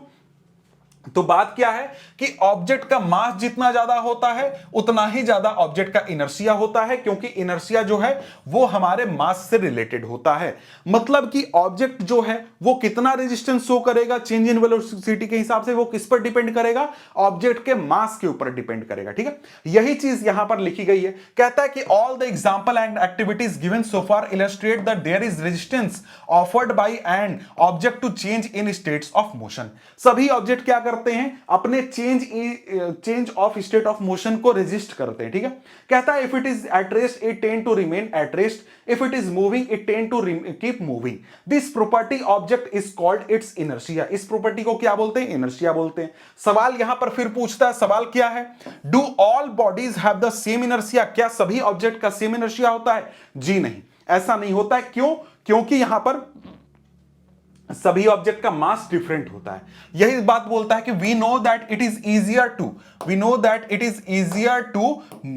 To push a empty box than a full box full of books. कोई बॉक्स है खाली है, आसानी से धक्का दे सकते हैं। कोई बॉक्स किताबों से भरा हुआ है, उसको धक्का देना बहुत ही मुश्किल है। सिमिलरली अगर कोई फुटबॉल को किक करोगे तो क्या होगा? फुटबॉल उड़ जाएगा। लेकिन अगर उतने ही साइज का किसी स्टोन को किक करते हो, क्या वो स्टोन मूव करेगा? नहीं, तुम्हारा पैर टूट जाएगा। क्यों? क्योंकि भाई यहां पर मास का डिफरेंस है। जो फुटबॉल है उसका मास बहुत कम होता है, स्टोन का मास ज्यादा होता है, इसलिए जो स्टोन है उसका इनर्शिया भी ज्यादा होगा और फुटबॉल का इनर्शिया भी क्या होगा? यहां पर कम होगा। आगे यहां पर देखें तो कहता है वी में इनफैक्ट गेट एन इंजरी, तो वो तो बात हमने समझ ही ली। आगे क्या बोल रहा है? 5 रुपी कॉइन। यहां पर बोलता है कि इस एक्सपेरिमेंट में अगर 5 रुपी कॉइन के जगह पर 1 रुपी कॉइन लेंगे तो और आसानी से हम ये एक्सपेरिमेंट कर सकते हैं, क्योंकि 1 रुपी कॉइन का यहां पर इनर्शिया कम होगा, तो उसके लिए हमें कम फोर्स लगाने की जरूरत होगी। समझ गए? इसी प्रकार से हम लोग कार्ट को, अगर एक स्मॉल कार्ट को धक्का देने की कोशिश करें तो आसानी से धक्का कर दे करके हम लोग उसका वेलोसिटी में ज्यादा चेंज ला सकते हैं। लेकिन यहां पर अगर हम लोग ट्रेन को धक्का देने की कोशिश करते हैं तो ट्रेन में हमारा नेग्लिजिबल चेंज आएगा, क्योंकि ट्रेन का मास ही बहुत ज्यादा है। तो यहां पर हम लोगों को क्या समझ में आया कि कार्ट का जो हमारा इनर्शिया है वो कम होता है, ट्रेन का इनर्शिया ज्यादा होता है। क्यों? उनके मास के डिफरेंस की वजह से। समझ गए? कहता है क्लियरली, यहां पर जो रिजल्ट है वो लिखा हुआ है, clearly heavier or more massive object offer larger inertia. ज्यादा हेवी ऑब्जेक्ट, ज्यादा मैसिव ऑब्जेक्ट का इनर्शिया ज्यादा होता है। और क्वांटिटेटिवली बात करें तो इनर्शिया किसी ऑब्जेक्ट का उसके मास द्वारा मेजर किया जाता है। ऑब्जेक्ट का मास जितना ज्यादा, इनर्शिया उतना ज्यादा। ठीक है, ये चीज आप यहां पर समझ गए।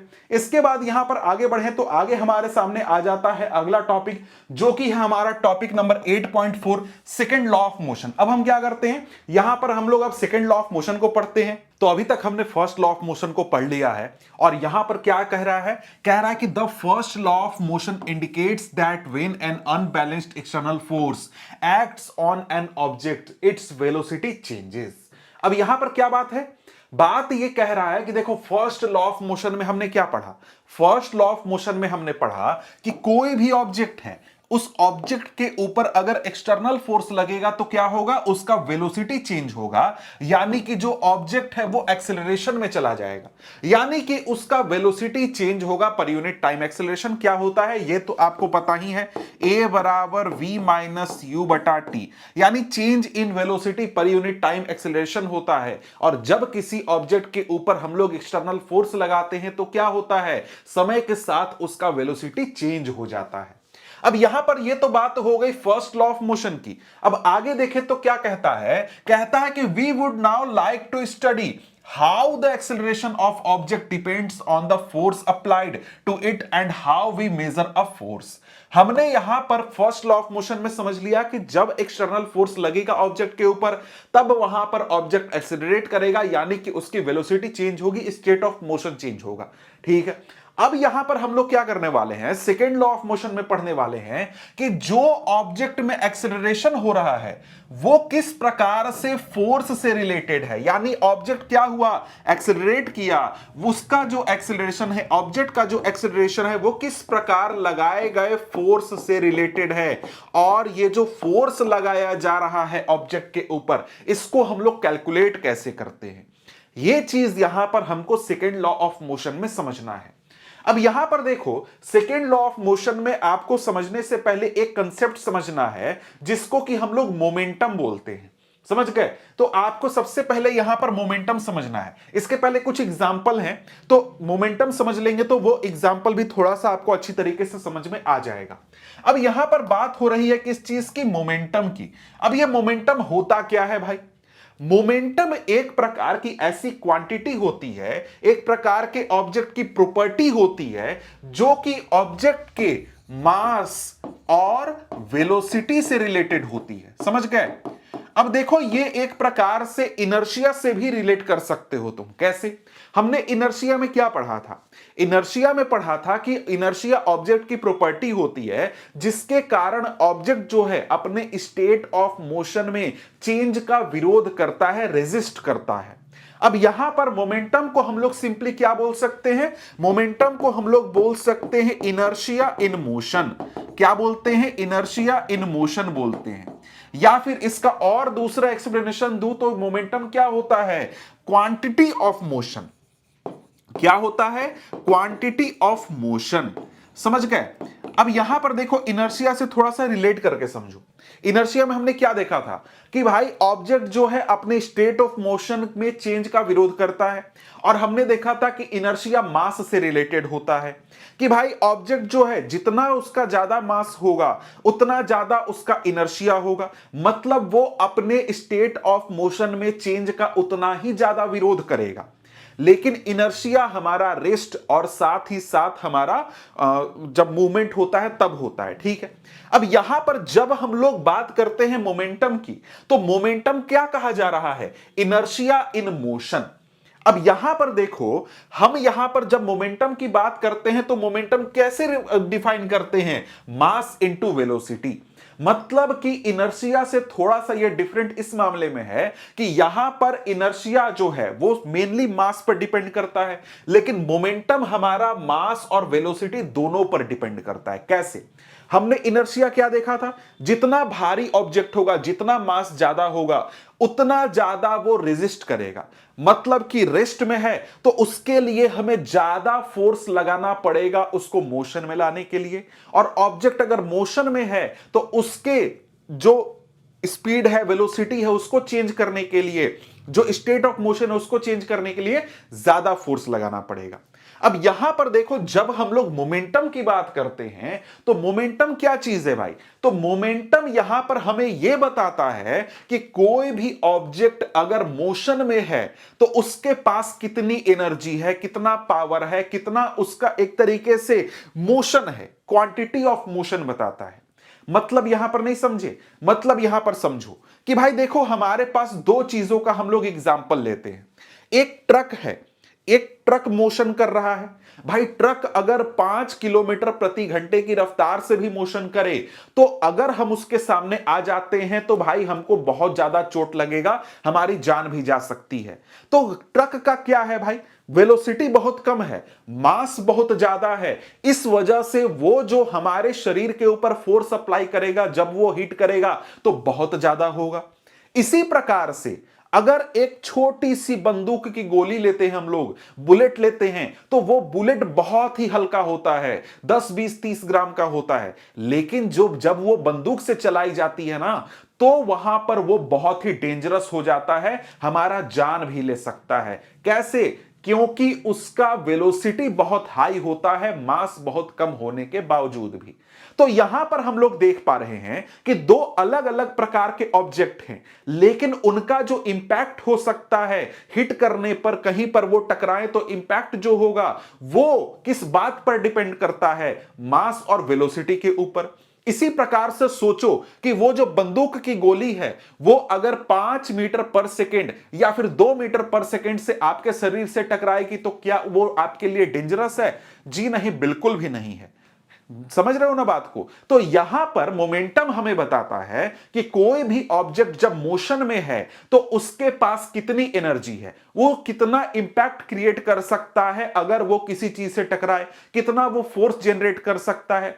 या फिर कोई ऑब्जेक्ट है, उसका कुछ मास है, उसको मोशन में लाने के लिए हमें कितना फोर्स लगाना पड़ेगा खास वेलोसिटी तक लाने में। यानी कि अगर जीरो वेलोसिटी पर वो मोशन कर रहा है तो 0 से 20 मीटर पर सेकेंड पर लाने में यहां पर कितना एनर्जी हमें खर्च करना पड़ेगा, यह भी हमें मोमेंटम से पता चल जाता है। ठीक है, अब यहां पर आप एक तरीके से आइडिया हो गया कि मोमेंटम क्या होता है। मोमेंटम होता है इनर्शिया इन मोशन, कि भाई जब मोशन में हो ऑब्जेक्ट तब उसका क्या इनर्शिया होगा, मतलब कि उसका हम लोग मास और वेलोसिटी से मोमेंटम निकालते हैं। अब देखो थ्योरी आपको यहां पर समझ में आ गई, लेकिन अब एग्जांपल से समझोगे तो आपको चीजें और क्लियर हो जाएंगी। तो यहां पर हम लोग एनसीईआरटी का ही एग्जांपल देखते हैं।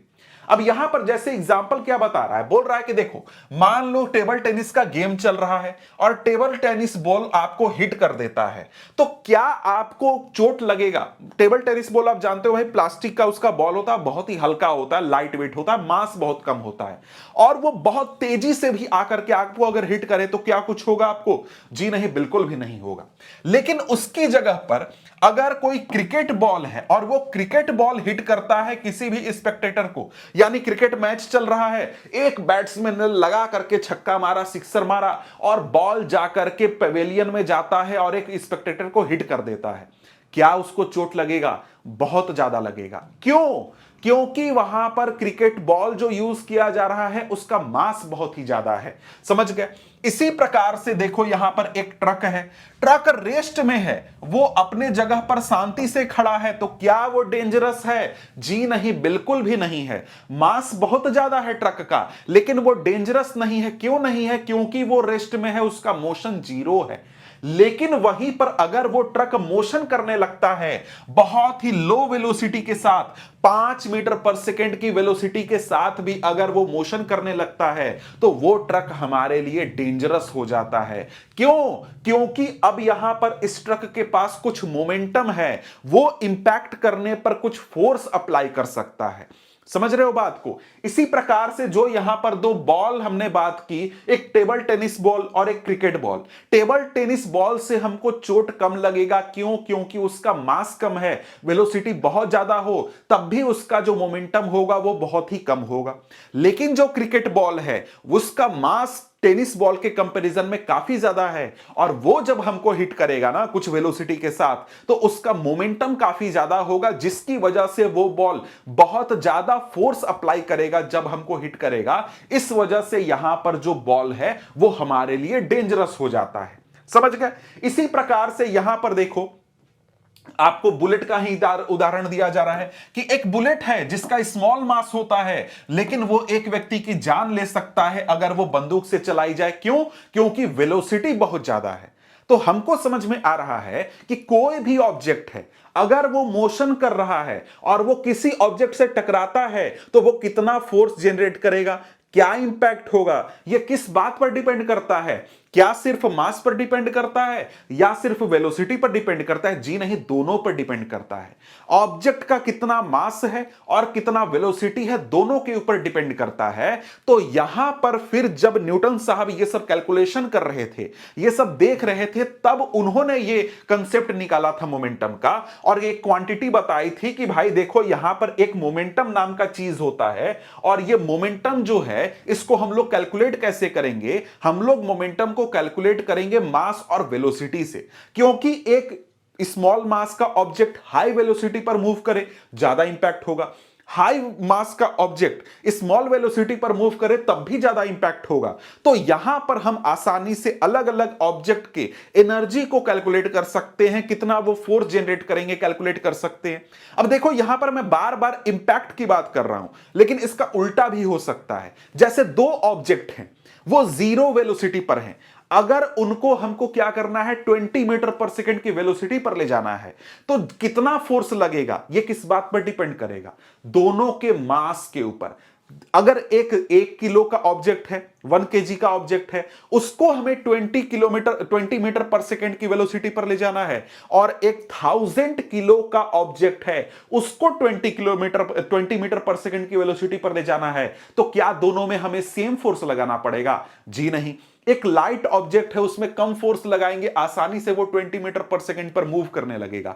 लेकिन 1000 केजी का कोई ऑब्जेक्ट है, उसमें बहुत ज्यादा फोर्स लगा करके हमको 20 मीटर पर सेकंड का वेलोसिटी मिलेगा। तो यहां पर फिर आ जाता है मोमेंटम का कंसेप्ट, जो कि हमें बताता है कि कोई ऑब्जेक्ट जो है उसका मास और वेलोसिटी को जब कैलकुलेट करेंगे तो हमें उसके लिए रिक्वायर्ड फोर्स का पता चलेगा कि उसका अगर वेलोसिटी चेंज करना है कितना फोर्स लगेगा, वो जब इंपैक्ट करेगा तो कितना फोर्स जनरेट करेगा, ये सी चीज हमें पता चलती है। अब यहां पर अगर हम लोग बात करें तो यहां पर आप समझ ही गए कि मोमेंटम जो है वो उसके मास और वेलोसिटी से रिलेटेड होता है। मास को m से डिनोट करते हैं, वेलोसिटी को v से डिनोट करते हैं, और मोमेंटम को हम लोग p से डिनोट करते हैं। इसलिए मोमेंटम का फॉर्मूला क्या हो जाता है? p बराबर mv हो जाता है। समझ गए बात को? क्लियर है कंसेप्ट? अब यहां पर मोमेंटम की बात करें तो मोमेंटम एक वेक्टर क्वांटिटी होता है जिसमें कि डायरेक्शन भी होता है और मैग्नीट्यूड भी होता है। तो मोमेंटम का डायरेक्शन क्या होता है? जो भी ऑब्जेक्ट का मोशन का डायरेक्शन है वही मोमेंटम का डायरेक्शन होगा। ऑब्जेक्ट अगर इस डायरेक्शन में जा रहा है तो मोमेंटम भी इसी डायरेक्शन में होगा। ऑब्जेक्ट ऊपर जा रहा है तो मोमेंटम भी ऊपर का ही होगा। तो क्लियर बात समझ गए? मोमेंटम का डायरेक्शन क्या होगा? वेलोसिटी के डायरेक्शन में ही हमारा मोमेंटम का डायरेक्शन होगा। मोमेंटम का एसआई यूनिट क्या होता है? एसआई यूनिट होता है किलोग्राम मीटर पर सेकेंड। अब ये कहां से आ गया भाई? सिंपल सी बात है, हम क्या कर रहे हैं, हम यहां पर मास और इनटू वेलोसिटी कर रहे हैं। तो मास का हो गया केजी, एक सेकेंड, मास का हो गया केजी, और यहां पर वेलोसिटी का हो गया मीटर पर सेकेंड। तो ये क्या आ गया? kgms आ गया। ठीक है, तो यहां पर आप समझ गए कि यहां पर kgms कैसे आया। कहता है since the application of unbalanced force brings a change in the velocity of the object, it is therefore clear that a force also produces a change of momentum. अब यहां पर क्या बोल रहा है कि हमने क्या देखा कि जब हम लोग फोर्स अप्लाई करते हैं तो क्या होता है? वेलोसिटी में चेंज होता है।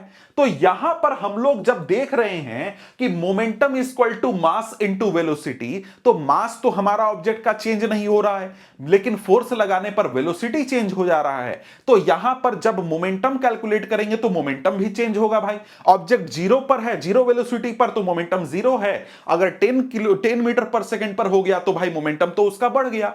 तो यहां पर यही चीज कहता है कि जब ऑब्जेक्ट का वेलोसिटी चेंज किया जाता है, हम लोग फोर्स लगा करके जब वेलोसिटी चेंज करते हैं तो साथ साथ ऑब्जेक्ट का मोमेंटम भी चेंज होता है। समझ गए बात को? अब यहां पर आगे एक कंडीशन समझते हैं। अब यहां पर आगे क्या बोल रहा है? बोल रहा है कि देखो एक कार है, उस कार की बैटरी डेड हो चुकी है, बैटरी जो है वो डिस्चार्ज हो चुकी है। अब वहां पर वो कार सेल्फ से स्टार्ट नहीं हो पा रहा है, की से जो स्टार्ट होता है स्टार्ट नहीं हो पा रहा है। उसको क्या करना है? सेल्फ स्टार्ट करना है, मतलब स्टार्ट करना है। उसके लिए क्या करना होगा? गाड़ी को, यानी जो कार है उसको अगर 1 मीटर पर सेकेंड की स्पीड पर अगर हम मूव करा दें, मोशन करा दें, तो वो कार जो है स्टार्ट हो जाएगी। आपने देखा होगा कि जब गाड़ियों की बैटरी डेड हो जाती है तो उसको धक्का देकर के स्टार्ट किया जाता है। तो यहां पर भी वही बात है, कार को हमें क्या करना है? 1 मीटर पर सेकेंड की वेलोसिटी पर ले जाना है जिससे कि वो कार स्टार्ट हो जाए। तो इसके लिए हम क्या करेंगे भाई? फोर्स लगाएंगे, फोर्स लगा करके कार को धक्का देंगे। ठीक है भाई, कार को धक्का देंगे।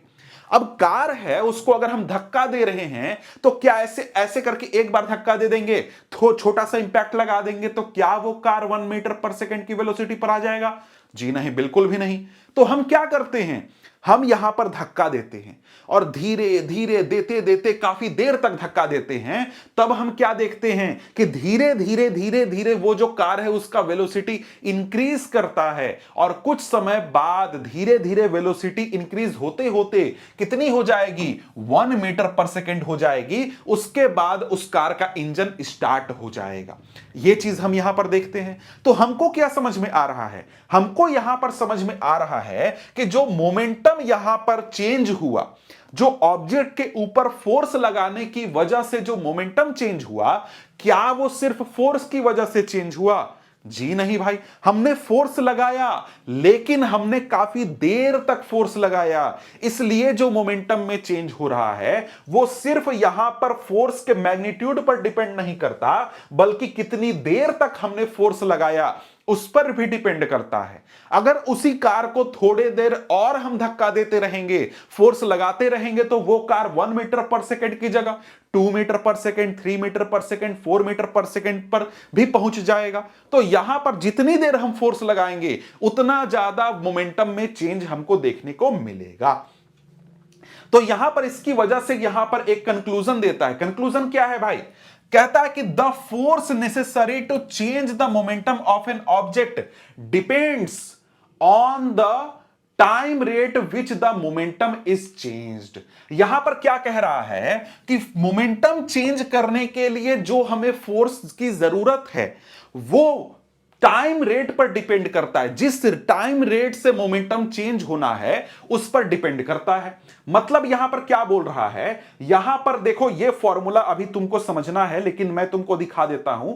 यहां पर मोमेंटम चेंज बोल रहा है क्या कि भाई देखो, मोमेंटम चेंज करने के लिए जो हमें फोर्स चाहिए, फोर्स मतलब F चाहिए, वो किस चीज पर डिपेंड करेगा? टाइम रेट पर डिपेंड करेगा जिस पर हमारा मोमेंटम चेंज होना है। मतलब यहां पर तुमको दिखा देता हूं m2 v2 minus m1 v1 बटा t। यह फॉर्मूला तुमको बोल रहा है। क्या बोल रहा है भाई? बोल रहा है कि देखो चेंज, ये m2 v2 और m1 v1 क्या हुआ? ये चेंज इन मोमेंटम हुआ। ये m1 v1 हमारा इनिशियल मोमेंटम हो गया जब कार 0 की वेलोसिटी पर था या 1 2 कुछ भी था, और ये फाइनल मोमेंटम हो गया जब हमने ऑब्जेक्ट का फोर्स लगा करके मोमेंटम बना दिया। अब यहां पर जो चेंज इन मोमेंटम हमें करना है, मान लो कि कार का मोमेंटम 0 है और उसको हमें 100 kgms करना है, तो यहां पर इतना चेंज हमको लाना है, ये कितनी देर में लाना है उस हिसाब से हमको फोर्स लगेगा। मान लो कि ये चेंज अगर हमको 10 सेकंड में करना है कि भाई 10 सेकंड में भाई 0 मोमेंटम से 100 kgms का मोमेंटम हो जाए ना, तो हमको कोई दिक्कत नहीं है। अगर यहां पर हम ऐसा करते हैं तो 100 माइनस 0 बाई 10, यानी कि हमको 10 न्यूटन का फोर्स लगाना पड़ेगा। लेकिन अगर इसकी जगह पर हम क्या करते हैं, बोलते हैं कि नहीं भाई 10 सेकंड में हमारा काम नहीं चलेगा, हमको ये 2 सेकंड में चाहिए कि 2 सेकंड में हमारा जो मोमेंटम है वो 0 से 100 kgms हो जाए। तो यहां पर फाइनल मोमेंटम 100, इनिशियल मोमेंटम 0, और यहां पर हम लोग 2 कर देंगे तो क्या आंसर मिलेगा? हमको अब आंसर मिलेगा 50 न्यूटन। कि भाई हम लोग अगर 50 न्यूटन का फोर्स लगाएंगे तब 2 सेकंड में जाकर के मोमेंटम चेंज ये वाला होगा। समझ गए बात को? कि जितने टाइम में हमको मोमेंटम चेंज चाहिए उस हिसाब से हमको हर सेकंड फोर्स लगाना पड़ता है। समझ गए कि हर सेकंड अगर हमको जल्दी से मोमेंटम चेंज चाहिए तो ज्यादा फोर्स लगेगा, अगर हमको धीरे धीरे मोमेंटम चेंज चाहिए तब हमको कम फोर्स लगाएंगे तो भी मोमेंटम हमारा चेंज हो जाएगा। समझ गए? इसी चीज को यहां पर एक्सप्लेन करने की कोशिश कर रहा है। ठीक है, अब यहां पर हमारे सामने आ जाता है second law of motion. Second law of motion क्या बोलता है? बोलता है कि the second law of motion states that the rate of change of momentum of an object is proportional to the applied unbalanced force in the direction of force. कह रहा है कि सेकंड लॉ ऑफ मोशन कहता है कि जो rate of change of momentum है object का वो प्रोपोर्शनल होता है अप्लाइड अनबैलेंस्ड फोर्स के। अब इसका क्या मतलब हुआ? हमने अभी देखा यहां पर हमारा यह चेंज इन मोमेंटम क्या है भाई? तो चेंज इन मोमेंटम को हम लोग लिखते हैं P2 माइनस P1। P1 मतलब क्या? इनिशियल मोमेंटम, शुरुआत में जो भी मोमेंटम था उसको P1 कह दिया। P1 को ही P बराबर m भी होता है तो m1 v1 भी हम लोग लिख सकते हैं, या फिर m1 तो मास तो चेंज नहीं होगा, mv1 भी हम लोग लिख सकते हैं। और P2 हमारा क्या हो गया? Final momentum. हमने क्या किया? 10 सेकंड तक फोर्स लगाया, 10 सेकंड के बाद जो हमारा ऑब्जेक्ट का मोमेंटम हो गया वो P2 यानी कि फाइनल मोमेंटम हो गया। समझ गए बात को? यहां पर mv2 भी हम लोग लिख सकते हैं। बोलता है कि ये डायरेक्टली प्रोपोर्शनल होता है किसके? फोर्स के। हम लोग जितना ज्यादा फोर्स लगाएंगे उतना ज्यादा हमारे मोमेंटम में चेंज होगा। जितना कम फोर्स लगाएंगे उतना कम हमारे मोमेंटम में चेंज होगा। यह बात simple second law of motion बोल रहा है कि जो चेंज इन मोमेंटम है वो डायरेक्टली प्रोपोर्शनल होता है फोर्स अप्लाइड के।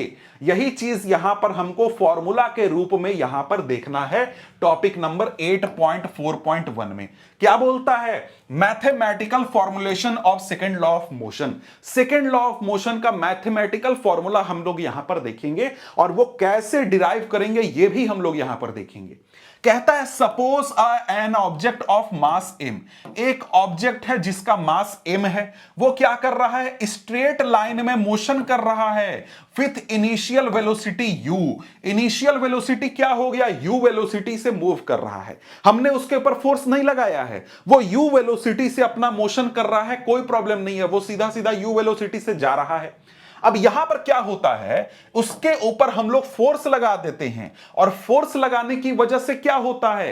एक्सेलरेशन होता है और एक्सेलरेशन हो करके उसकी वेलोसिटी कितनी हो जाती है? v वेलोसिटी हो जाती है। कितने देर में? t टाइम में। समझ गए? यहां पर t टाइम में जो वेलोसिटी है वो v हो जाती है। हमने क्या किया?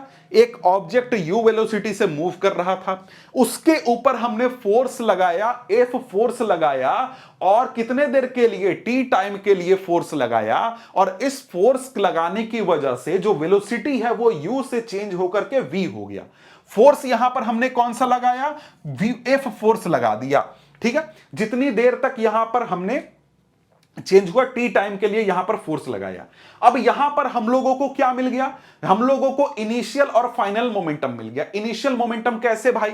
इनिशियल वेलोसिटी u था तो भाई हमारा P1 हमने जैसे पहले देखा P1 बराबर m u हो गया हमारा इनिशियल मोमेंटम। इसी प्रकार से फाइनल मोमेंटम को P2 हम लोग बोलेंगे, ये क्या हो गया? mv हो गया। तो यहां पर इनिशियल मोमेंटम और फाइनल मोमेंटम हो गया। अब चेंज इन मोमेंटम की बात हो रही है। चेंज इन मोमेंटम क्या? Final momentum minus initial momentum कि भाई कितना चेंज हुआ? पहले 100 था फिर 200 हो गया तो 200 माइनस 100 भाई फाइनल माइनस इनिशियल। तो चेंज इन मोमेंटम हमने यहां निकाला P2 माइनस P1। इसको हम लोग mv माइनस mu भी लिख सकते हैं ना। तो इसको हम यहां पर mv माइनस mu लिखेंगे। अब m कॉमन है तो m को हम लोग बाहर निकाल लेंगे, v माइनस u हमारे सामने हो जाएगा। अब यहां पर हमारे सामने क्या आता है? Rate of change of momentum. ये तो टोटल चेंज ऑफ मोमेंटम हो गया। Rate of change of momentum मतलब क्या? हर सेकेंड हर यूनिट टाइम में कितना मोमेंटम चेंज हो रहा है। तो इसको कैसे निकालेंगे? बटा टी कर देंगे। टी से पर सेकेंड हम लोग को निकालना है या पर यूनिट टाइम निकालना है तो बटा टी हमने कर दिया। अब यहां पर हमने अभी फॉर्मूला क्या देखा था कि जो हमारा अप्लाइड फोर्स होता है वो डायरेक्टली प्रोपोर्शनल होता है rate of change of momentum के। ठीक है, तो यहां पर P2 माइनस P1, यहां T लिखना मैं भूल गया था, यहां T भी होगा। ठीक है, अब यहां पर इसको क्या बोल रहा है? Rate of change of momentum क्या होगा? ये हो गया हमारा rate of change of momentum. अब इसके बाद यहां पर हमारा फॉर्मूला के हिसाब से जो सेकंड लॉ ऑफ मोशन है उसके हिसाब से F is directly proportional to rate of change of momentum. अब यहां पर एक चीज देखो, अभी तुरंत हमने क्या देखा था? एक्सेलरेशन बराबर क्या होता है? v माइनस यू बटा टी, यानी कि final velocity minus initial velocity बटा टाइम, यानी कि change in velocity per unit time हमारा क्या होगा? एक्सेलरेशन होगा। तो यहां पर आप क्या देख पा रहे हो? v माइनस यू बटा टी हमारे सामने है, तो इसके जगह पर क्या हम लोग एक्सेलरेशन रख सकते हैं? जी हां, रख सकते हैं। लेकिन उसके पहले एक चीज ध्यान दो, यहां पर हमारे सामने क्या है? प्रोपोर्शनलिटी का साइन है। और आगे आप लोग ये चीज बहुत कॉमनली करोगे 11th-12th क्लास में कि जहां पर भी प्रोपोर्शनलिटी का साइन होता है वहां पर इस साइन को हटा करके अगर हमें इक्वल का साइन लाना है तो हमें एक प्रोपोर्शनलिटी का कांस्टेंट रखना होता है। के हम यहां पर कांस्टेंट को रख देते हैं, के का कांस्टेंट रख दिया, हमारा प्रोपोर्शनलिटी का साइन क्या होगा? इक्वल टू हो गया। और यहां पर के रखने के बाद जो v माइनस यू बटा टी है इसको हमने हटा करके क्या लिख दिया? ये एक्सेलरेशन रख दिया।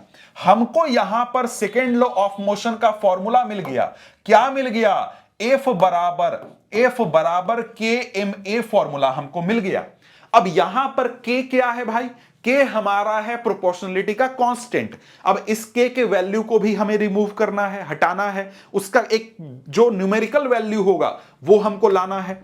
तो यहां पर हम लोग क्या करेंगे, यहां पर हम लोग एफ का वैल्यू, एम का वैल्यू और ए का वैल्यू पुट करेंगे ताकि हम के का वैल्यू निकाल सके। तो यहां पर जब एफ का वैल्यू, एम का वैल्यू और ए का वैल्यू रखते हैं तो यहां पर क्या होता है, यहां पर हमको कांस्टेंट के जो है उसका वैल्यू जो है वो मिल जाता है, कितना, 1 मिल जाता है, समझ गए, 1 मिल जाता है, समझ गए। तो के का वैल्यू अगर हमें 1 मिल गया तो इसकी वजह से जो ये फॉर्मूला है ये क्या बन गया, ये फॉर्मूला बन गया एफ बराबर एम ए। एफ बराबर एम ए हमारा फॉर्मूला बन गया। तो यहां पर हमको क्या मिल गया, सेकेंड लॉ ऑफ मोशन का फॉर्मूला मिल गया, ठीक है। और यहां पर देखो के निकालने के लिए जो हम लोग वैल्यूज पुट करते हैं वो इस प्रकार से रखते हैं कि यहां पर हम लोगों का जो एक्सेलरेशन है वो 1 हो जाए, ऑब्जेक्ट का मास 1 kg हो जाए और फोर्स जो है 1 न्यूटन रहे, ठीक है।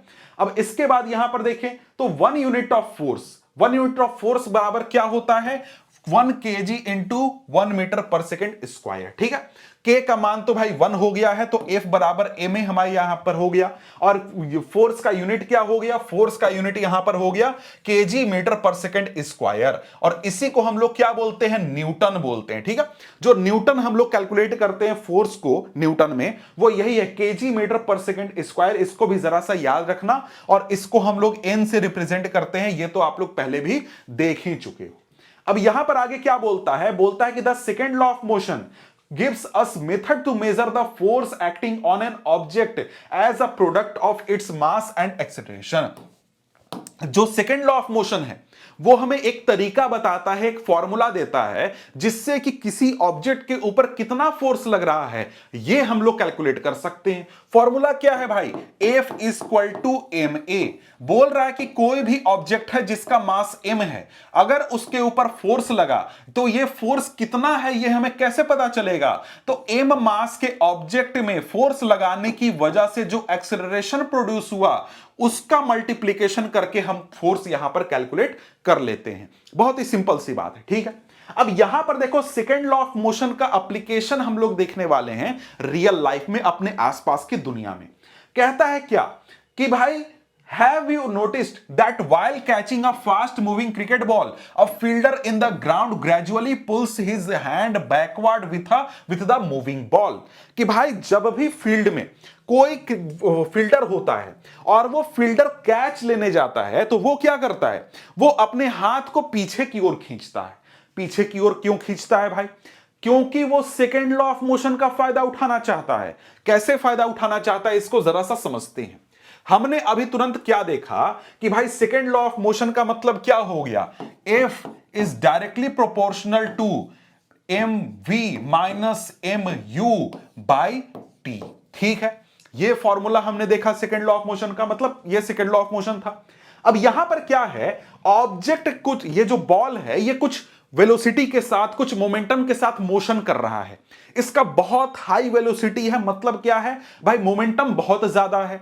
मोमेंटम मान लेते हैं कि 1000 मोमेंटम के साथ यह मोशन कर रहा है और इसको क्या करना है, फील्डर को, बॉल को रोकना है, यानी कि मोमेंटम इसको जीरो ला देना है, जीरो मोमेंटम ला देना है। अब यहां पर क्या इसको करना है भाई, 1000 मोमेंटम से जीरो मोमेंटम लाना है।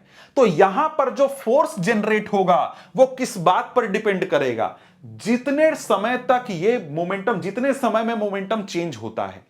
तो यहां पर अगर हम लोग ये मोमेंटम चेंज 0.1 सेकेंड में अगर करें, जैसे ऐसे हाथ रखा, ऐसे आकर के बॉल गिरा और तुरंत पकड़ लिया, तुरंत पकड़ लिया, तो क्या हुआ, कितनी देर में फोर्स लगा, 0.1 सेकेंड में। तो जरा सा कैलकुलेट करो क्या होगा भाई, 1000 ये फाइनल मोमेंटम, सॉरी ये इनिशियल मोमेंटम 1000 और ये फाइनल। तो यहां पर हमको क्या करना पड़ेगा, 0 माइनस 1000 बटा 0.1। तो यहां पर हम लोग क्या देख पा रहे हैं, यहां पर देख पा रहे हैं कि हम लोगों को जो यहां पर -1000 यानी कि 10,000 न्यूटन का फोर्स लगेगा। माइनस इसलिए है क्योंकि अपोजिट डायरेक्शन में हम लोग लगा रहे हैं। 10,000 का न्यूटन का फोर्स लगेगा हाथ पर, और अगर ये इतनी सेकेंड में इतनी जल्दी से ऐसे आकर के लगे तुरंत फोर्स, तो क्या होगा, हाथ हमारा टूट जाएगा, कहानी खत्म। समझ गए? इसीलिए तुम क्या देखते हो, इसीलिए तुम देखते हो कि कई बार ये क्रिकेट का बॉल अगर हमें हिट करता है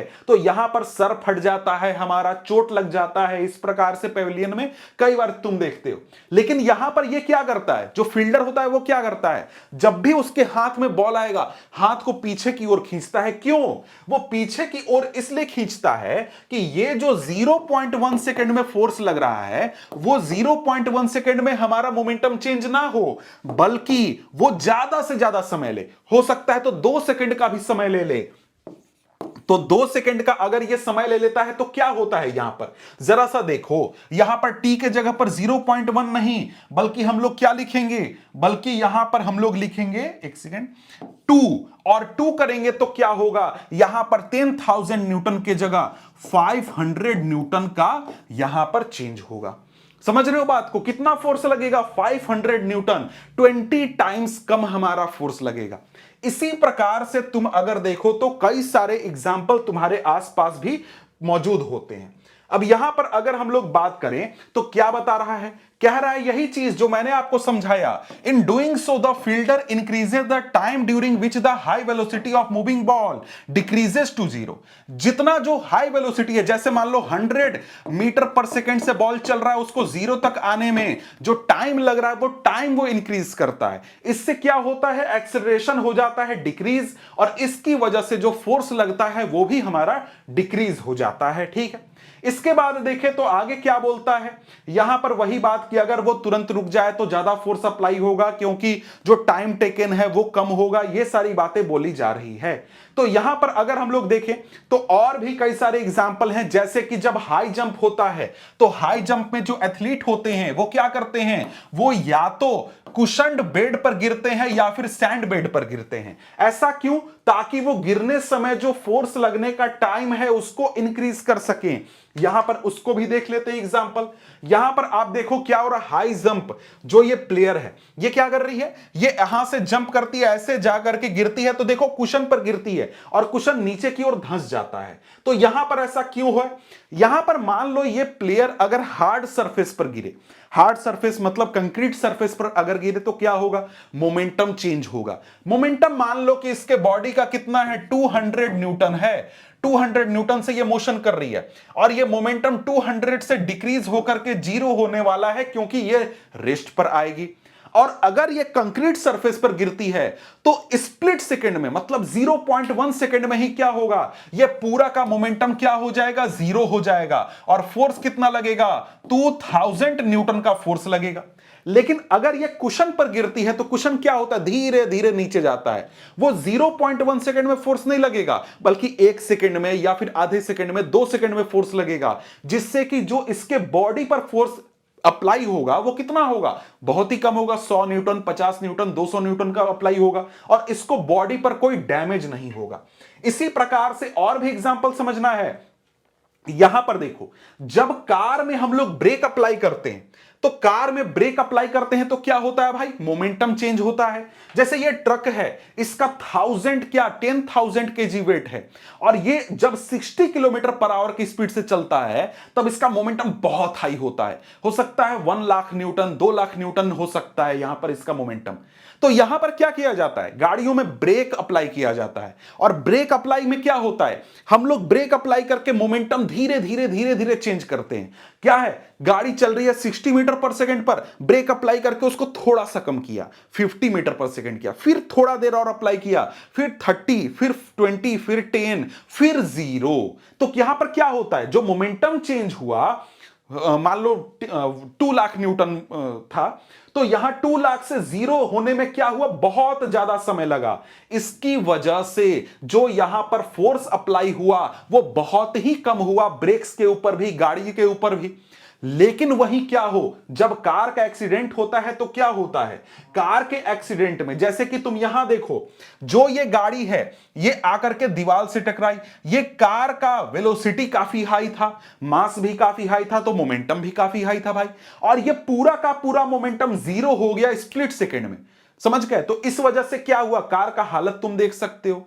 तो ये सारे एप्लीकेशन तुम्हारे आसपास हमेशा होते रहते हैं। हम टाइम इंक्रीज करते हैं मोमेंटम में चेंज का, ताकि फोर्स का जो इंपैक्ट है वो कम से कम रहे। समझ गए बात को? इसी प्रकार से अगर देखो तो आगे बढ़ते हैं हम लोग। आगे हमारे सामने क्या आता है, आगे यहां पर कहता है this decreases the rate of change of momentum and hence the force try to, force भी यहां पर क्या होगा, कम हो जाएगा। ठीक है, इसी प्रकार से देखो, जो यहां पर कराटे प्लेयर्स होते हैं वो आइस को जब ब्रेक करते हैं, अपना जब करतब दिखाते हैं, तो वो क्या करते हैं, बहुत स्पीड में ऐसे मारते हैं। क्यों? क्योंकि जितना ज्यादा वेलोसिटी होगा उतना ज्यादा वो फोर्स जनरेट करेंगे, और उतना ज्यादा फोर्स की वजह से क्या होगा, यहां पर वो जो ब्रेक है, जो आइस है, वो हमारा ब्रेक हो जाएगा, टूट जाएगा। तो ये एक तरीके का ट्रिक होता है जो कराटे प्लेयर्स होते हैं उनका। ठीक है, अब यहां पर देखो आगे क्या बता रहा है कि हम लोग सेकेंड लॉ ऑफ मोशन से फर्स्ट लॉ ऑफ मोशन को मैथमेटिकली प्रूफ भी कर सकते हैं या फिर एक्सप्रेस भी कर सकते हैं। कैसे भाई? तो सेकेंड लॉ ऑफ मोशन हमें क्या फॉर्मूला देता है, F बराबर ma। ठीक है, ये फॉर्मूला मिला, लेकिन रियलिटी में वो क्या है भाई, F बराबर mv माइनस mu बटा t, ये है। ठीक है, रियलिटी में ये है change in momentum per unit time, हमारा क्या हो गया, फोर्स के बराबर होगा। अब यहां पर मान लो क्या बोलता है, यहां पर बोलता है कि अगर कोई ऑब्जेक्ट है उसके ऊपर अगर हम लोग फोर्स नहीं लगाते हैं, एक्सटर्नल फोर्स हमारा क्या हो जाता है, जीरो हो जाता है। एक्सटर्नल फोर्स हमारा अगर जीरो हो गया तो यह क्या हो गया, जीरो बराबर mv माइनस mu बटा t हो गया। t इधर जाएगा तो t कैंसल, तो हमें क्या मिल रहा है, हमें यहां पर मिल रहा है mv minus mu equal to zero, और यहां पर m हमारा कॉमन है तो यह भी हमारा खत्म हो गया। ये इसको कॉमन लेकर के इधर भेज देंगे तो क्या होगा, v माइनस u बराबर जीरो, यानी कि v बराबर u।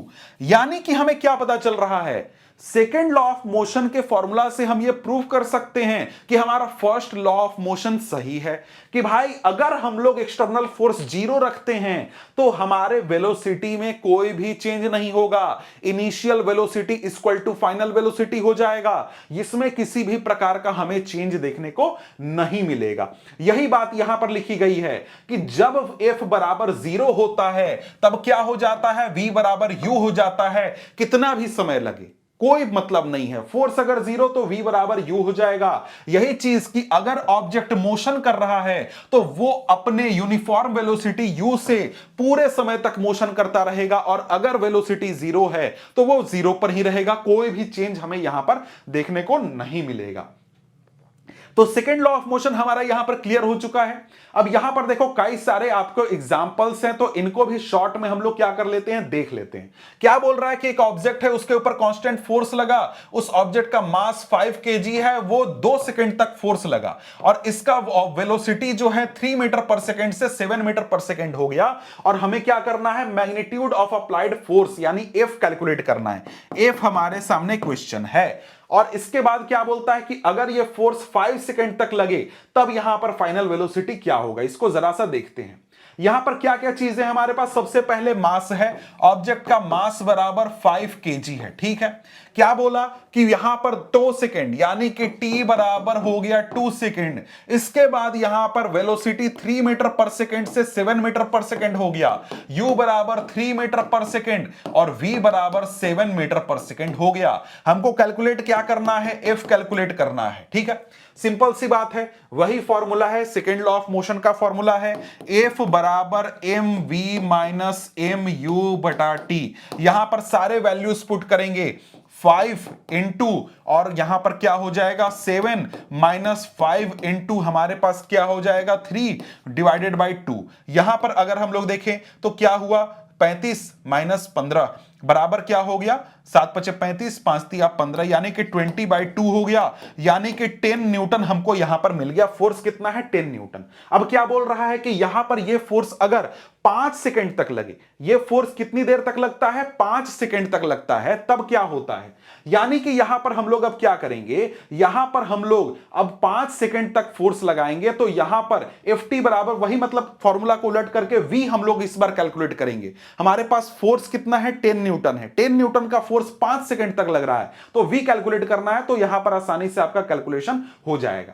इसके बाद यहां पर देखें तो आगे क्या बोल रहा है, बोल रहा है कि एक ऑब्जेक्ट है 2 केजी का और उसको हमें 5 मीटर पर सेकेंड तक पहुंचाना है, और एक ऑब्जेक्ट है 4 केजी का और उसको 2 मीटर पर सेकेंड का एक्सेलरेशन देना है। तो यहां पर हमारा कितना, दोनों में से मतलब किस में ज्यादा फोर्स लगेगा, तो सिंपल सी बात है, F बराबर ma करेंगे तो यहां पर 5 इंटू 2 हो गया और यहां पर 4 इंटू 2 केजी, 5 इंटू 2 हो गया, 4 इंटू 2 हो गया, यानी कि 10 न्यूटन और यहां पर हमारा 8 न्यूटन। तो भाई ये वाला पहला वाला हमारा सही हो जाएगा, पहला वाला में ज्यादा फोर्स अप्लाई होगा। इसी प्रकार से देखो तो यहां पर भी है, आपको एग्जाम्पल वही है, क्या है भाई, एक मोटर कार है, वो 108 किलोमीटर पर आवर की वेलोसिटी से मूव कर रहा है। आपको क्या करना है, सबसे पहले इसको मीटर पर सेकंड में कन्वर्ट कर देना है। 108 हो गया इंटू 1000 और डिवाइडेड बाय 60 इंटू 60, यहां पर आप लोग मीटर पर सेकंड निकाल लोगे। टाइम हमारा 4 सेकंड दिया गया है, मतलब ब्रेक लगाने के बाद जो मोमेंटम है वो 4 सेकंड में 0 हो जाता है। फोर्स यहां पर कैलकुलेट करना है, तो यहां पर क्या हुआ, हमारा U बराबर क्या हो जाएगा, इसको मीटर पर सेकंड में करेंगे तो यहां देखो निकाला हुआ है 30 मीटर पर सेकंड हो गया, और यहां पर V हमारा क्या होने वाला है, 0 होने वाला है, T हमारा क्या होने वाला है, 4 सेकंड होने वाला है। तो F हमको क्या करना है, कैलकुलेट करना है, और M भी यहां पर दिया गया है, M बराबर 1000 kg है। ठीक है, तो आसानी से आप कैलकुलेट कर सकते हो, वही फॉर्मूला है, तो उसी फॉर्मूले पर, सेम फॉर्मूले पर सारे एग्जांपल यहां पर हमें सॉल्व करने हैं। ठीक है, इसके बाद यहां पर आगे बढ़े तो आगे हमारे सामने क्या आ जाता है, आगे आ जाता है टॉपिक नंबर 8.5, ये है थर्ड लॉ ऑफ मोशन। अब हम क्या करते हैं, थर्ड लॉ ऑफ मोशन को यहां पर पढ़ लेते हैं।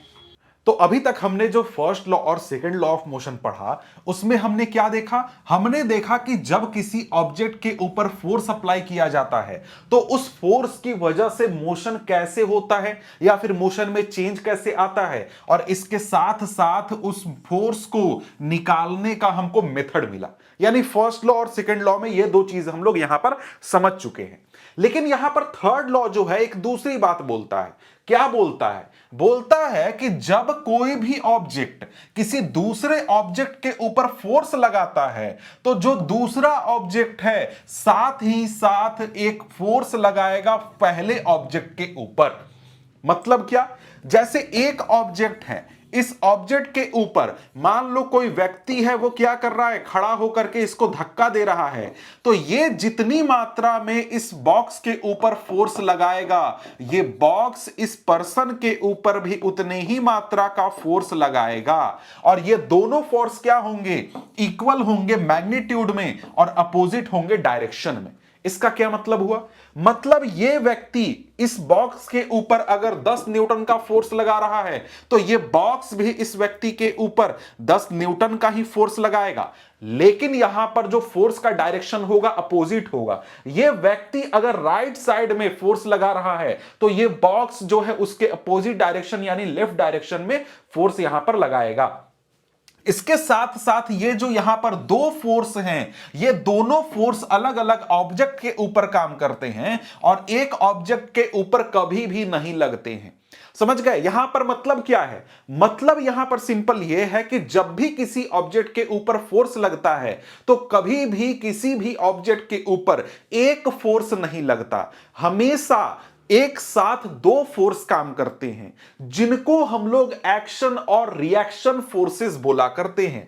अब बोल रहा है क्या कि यहां पर देखो, इस व्यक्ति ने इस बॉक्स के ऊपर फोर्स लगाया और उतने ही मात्रा का फोर्स ये बॉक्स इस व्यक्ति के ऊपर भी लगाता है, लेकिन पहले फोर्स के अपोजिट डायरेक्शन में लगाता है। तो यहां पर यही बात है कि यहां पर क्या होगा, दोनों फोर्सेस क्या होंगे, इक्वल होंगे मैग्नीट्यूड में, यानी उनका फोर्स का अमाउंट इक्वल होगा, लेकिन डायरेक्शन क्या होगा, अपोजिट होगा।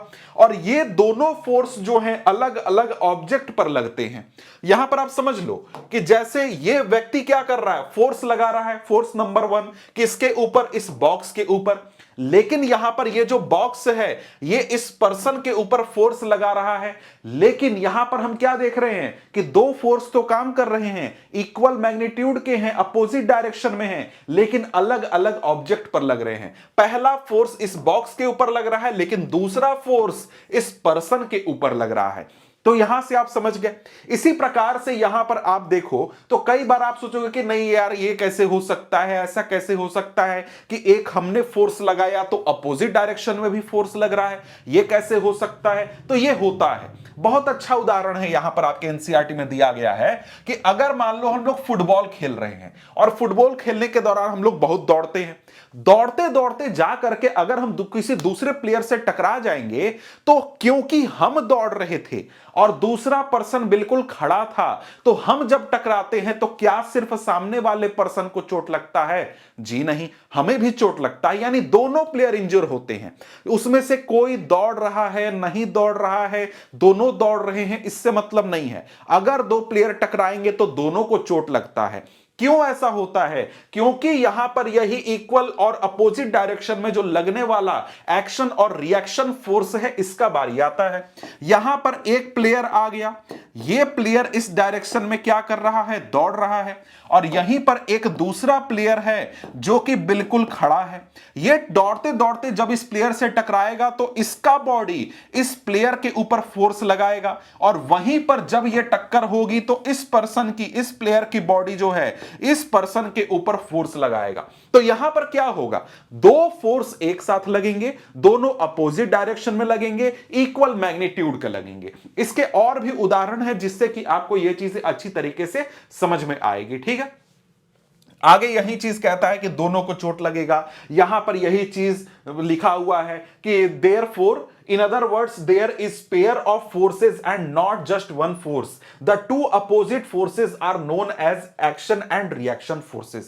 दो opposite forces जो हैं, एक को हम लोग एक्शन फोर्स बोलते हैं, दूसरे को रिएक्शन फोर्स बोलते हैं। अब देखो यहां कोई ये डेफिनेट बात नहीं है कि कौन सा एक्शन फोर्स होगा, कौन सा रिएक्शन फोर्स होगा। आप जब अपना स्टडी करोगे तो अपनी मर्जी के हिसाब से किसी भी एक फोर्स को एक्शन और दूसरे को रिएक्शन बना सकते हो, क्योंकि दोनों भाई इक्वल मैग्नीट्यूड के अपोजिट डायरेक्शन में। उसमें कोई ऐसा क्राइटेरिया नहीं है कि ये जो फोर्स है इसको हम लोग एक्शन बोलेंगे, इसको रिएक्शन बोलेंगे। दो फोर्स हैं, एक को एक्शन बोल दो, दूसरे को रिएक्शन बोल दो। अब यहां पर इसको अच्छे तरीके से प्रूव करने के लिए आपको स्प्रिंग बैलेंस का एग्जांपल दिया गया है कि हम लोग क्या करते हैं, दो स्प्रिंग बैलेंस लेते हैं, दोनों को एक दूसरे के साथ कनेक्ट किया जाता है, और यहां पर जो स्प्रिंग बैलेंस भी है उसका एक हिस्सा, एक एंड हम लोग जाकर के रिजिड सपोर्ट, जैसे कि दीवार में जाकर के सपोर्ट लगा देते हैं। और जब हम लोग स्प्रिंग बैलेंस ए को खींचते हैं तो दोनों स्प्रिंग बैलेंस हमको इक्वल रीडिंग, सेम रीडिंग दिखाते हैं। अब यहां पर इसको देखना है तो यहां पर आप देख सकते हो, यहां पर क्या किया गया, दो स्प्रिंग बैलेंस लिया गया, स्प्रिंग बैलेंस बी को दीवार में एक एंड फिक्स कर दिया गया, बीच में दोनों को ज्वाइंट कर दिया गया, और ए के दूसरे एंड से हम खींच रहे हैं तो क्या होगा, यहां पर दोनों स्प्रिंग बैलेंस में हमको सेम नंबर देखने को मिलेगा, क्योंकि यहां पर दोनों के ऊपर सेम फोर्स अप्लाई हो रहा है। समझ गए बात को? तो यहां पर यह एक प्रकार से प्रूफ करता है कि यहां पर ए क्या कर रहा है, बी को अपनी ओर खींच रहा है, और वहीं बी क्या कर रहा है, ए के ऊपर फोर्स लगा रहा है और ये इसको अपनी ओर खींच रहा है। तो यहां से आप क्या समझ रहे हो, यहां से आप समझ रहे हो कि दो फोर्सेस लग रहे हैं, दोनों अपोजिट डायरेक्शन में हैं, इक्वल मैग्नीट्यूड के हैं। ये चीज यहां से आप देख पा रहे हैं। इसी प्रकार से आप जब चलते हो, जैसे मैं यहां पर ये जो चल रहा हूं, जब इस प्रकार से चलते हैं हम लोग, तो हम लोग कैसे चलते हैं, हम लोग एक प्रकार का फोर्स लगाते हैं अपने पैरों की मदद से अर्थ की ओर। जैसे मैं यहां पर खड़ा हूं, मैं एक कदम आगे बढ़ा, कैसे बढ़ा, तो भाई मैंने जमीन के ऊपर फोर्स लगा करके जमीन को पीछे धकेलने की कोशिश की, और उतने ही अमाउंट का फोर्स जो है, जो ये जमीन है उसके द्वारा मेरे पैरों के ऊपर लगाया गया, जिसकी वजह से मेरा आगे की ओर मोशन हो गया। समझ गए? तो यहां पर इस फोर्स की वजह से, एक्शन और रिएक्शन फोर्सेस की वजह से ही हम यहां पर आगे जा पाते हैं। लेकिन अगर इसके अलावा दूसरा एग्जाम्पल एक देखें, ऐसा ही एग्जाम्पल, जैसे यहां पर अगर हम लोग क्या देखते हैं, इस प्रकार से कोई नाव है, नाव पर खड़े होकर के नाव से जब जमीन पर तुम आने की कोशिश करोगे, कभी अगर ऐसा देखा हो तो क्या होगा, वहां पर जैसे ही तुम फोर्स लगाओगे नाव के ऊपर अपनी पैर की मदद से, तो नाव पीछे की ओर मूव कर जाएगा और तुम आगे नहीं जा पाओगे। इसी प्रकार से जब तुम किसी चिकने सरफेस पर होते हो, चिकने सरफेस पर खड़े होते हो, तो पैर फिसलने लगता है। पैर वो तो फ्रिक्शन की वजह से फिसलता है, लेकिन फ्रिक्शन की वजह से क्या हो रहा है, फोर्स काम नहीं कर रहा है, दो सरफेस के बीच में फोर्स काम नहीं कर रहा है। तुम जमीन पर फोर्स लगाने चाह रहे हो पीछे की ओर, वो लग ही नहीं रहा है, इस वजह से तुम आगे नहीं मूव कर पा रहे हो।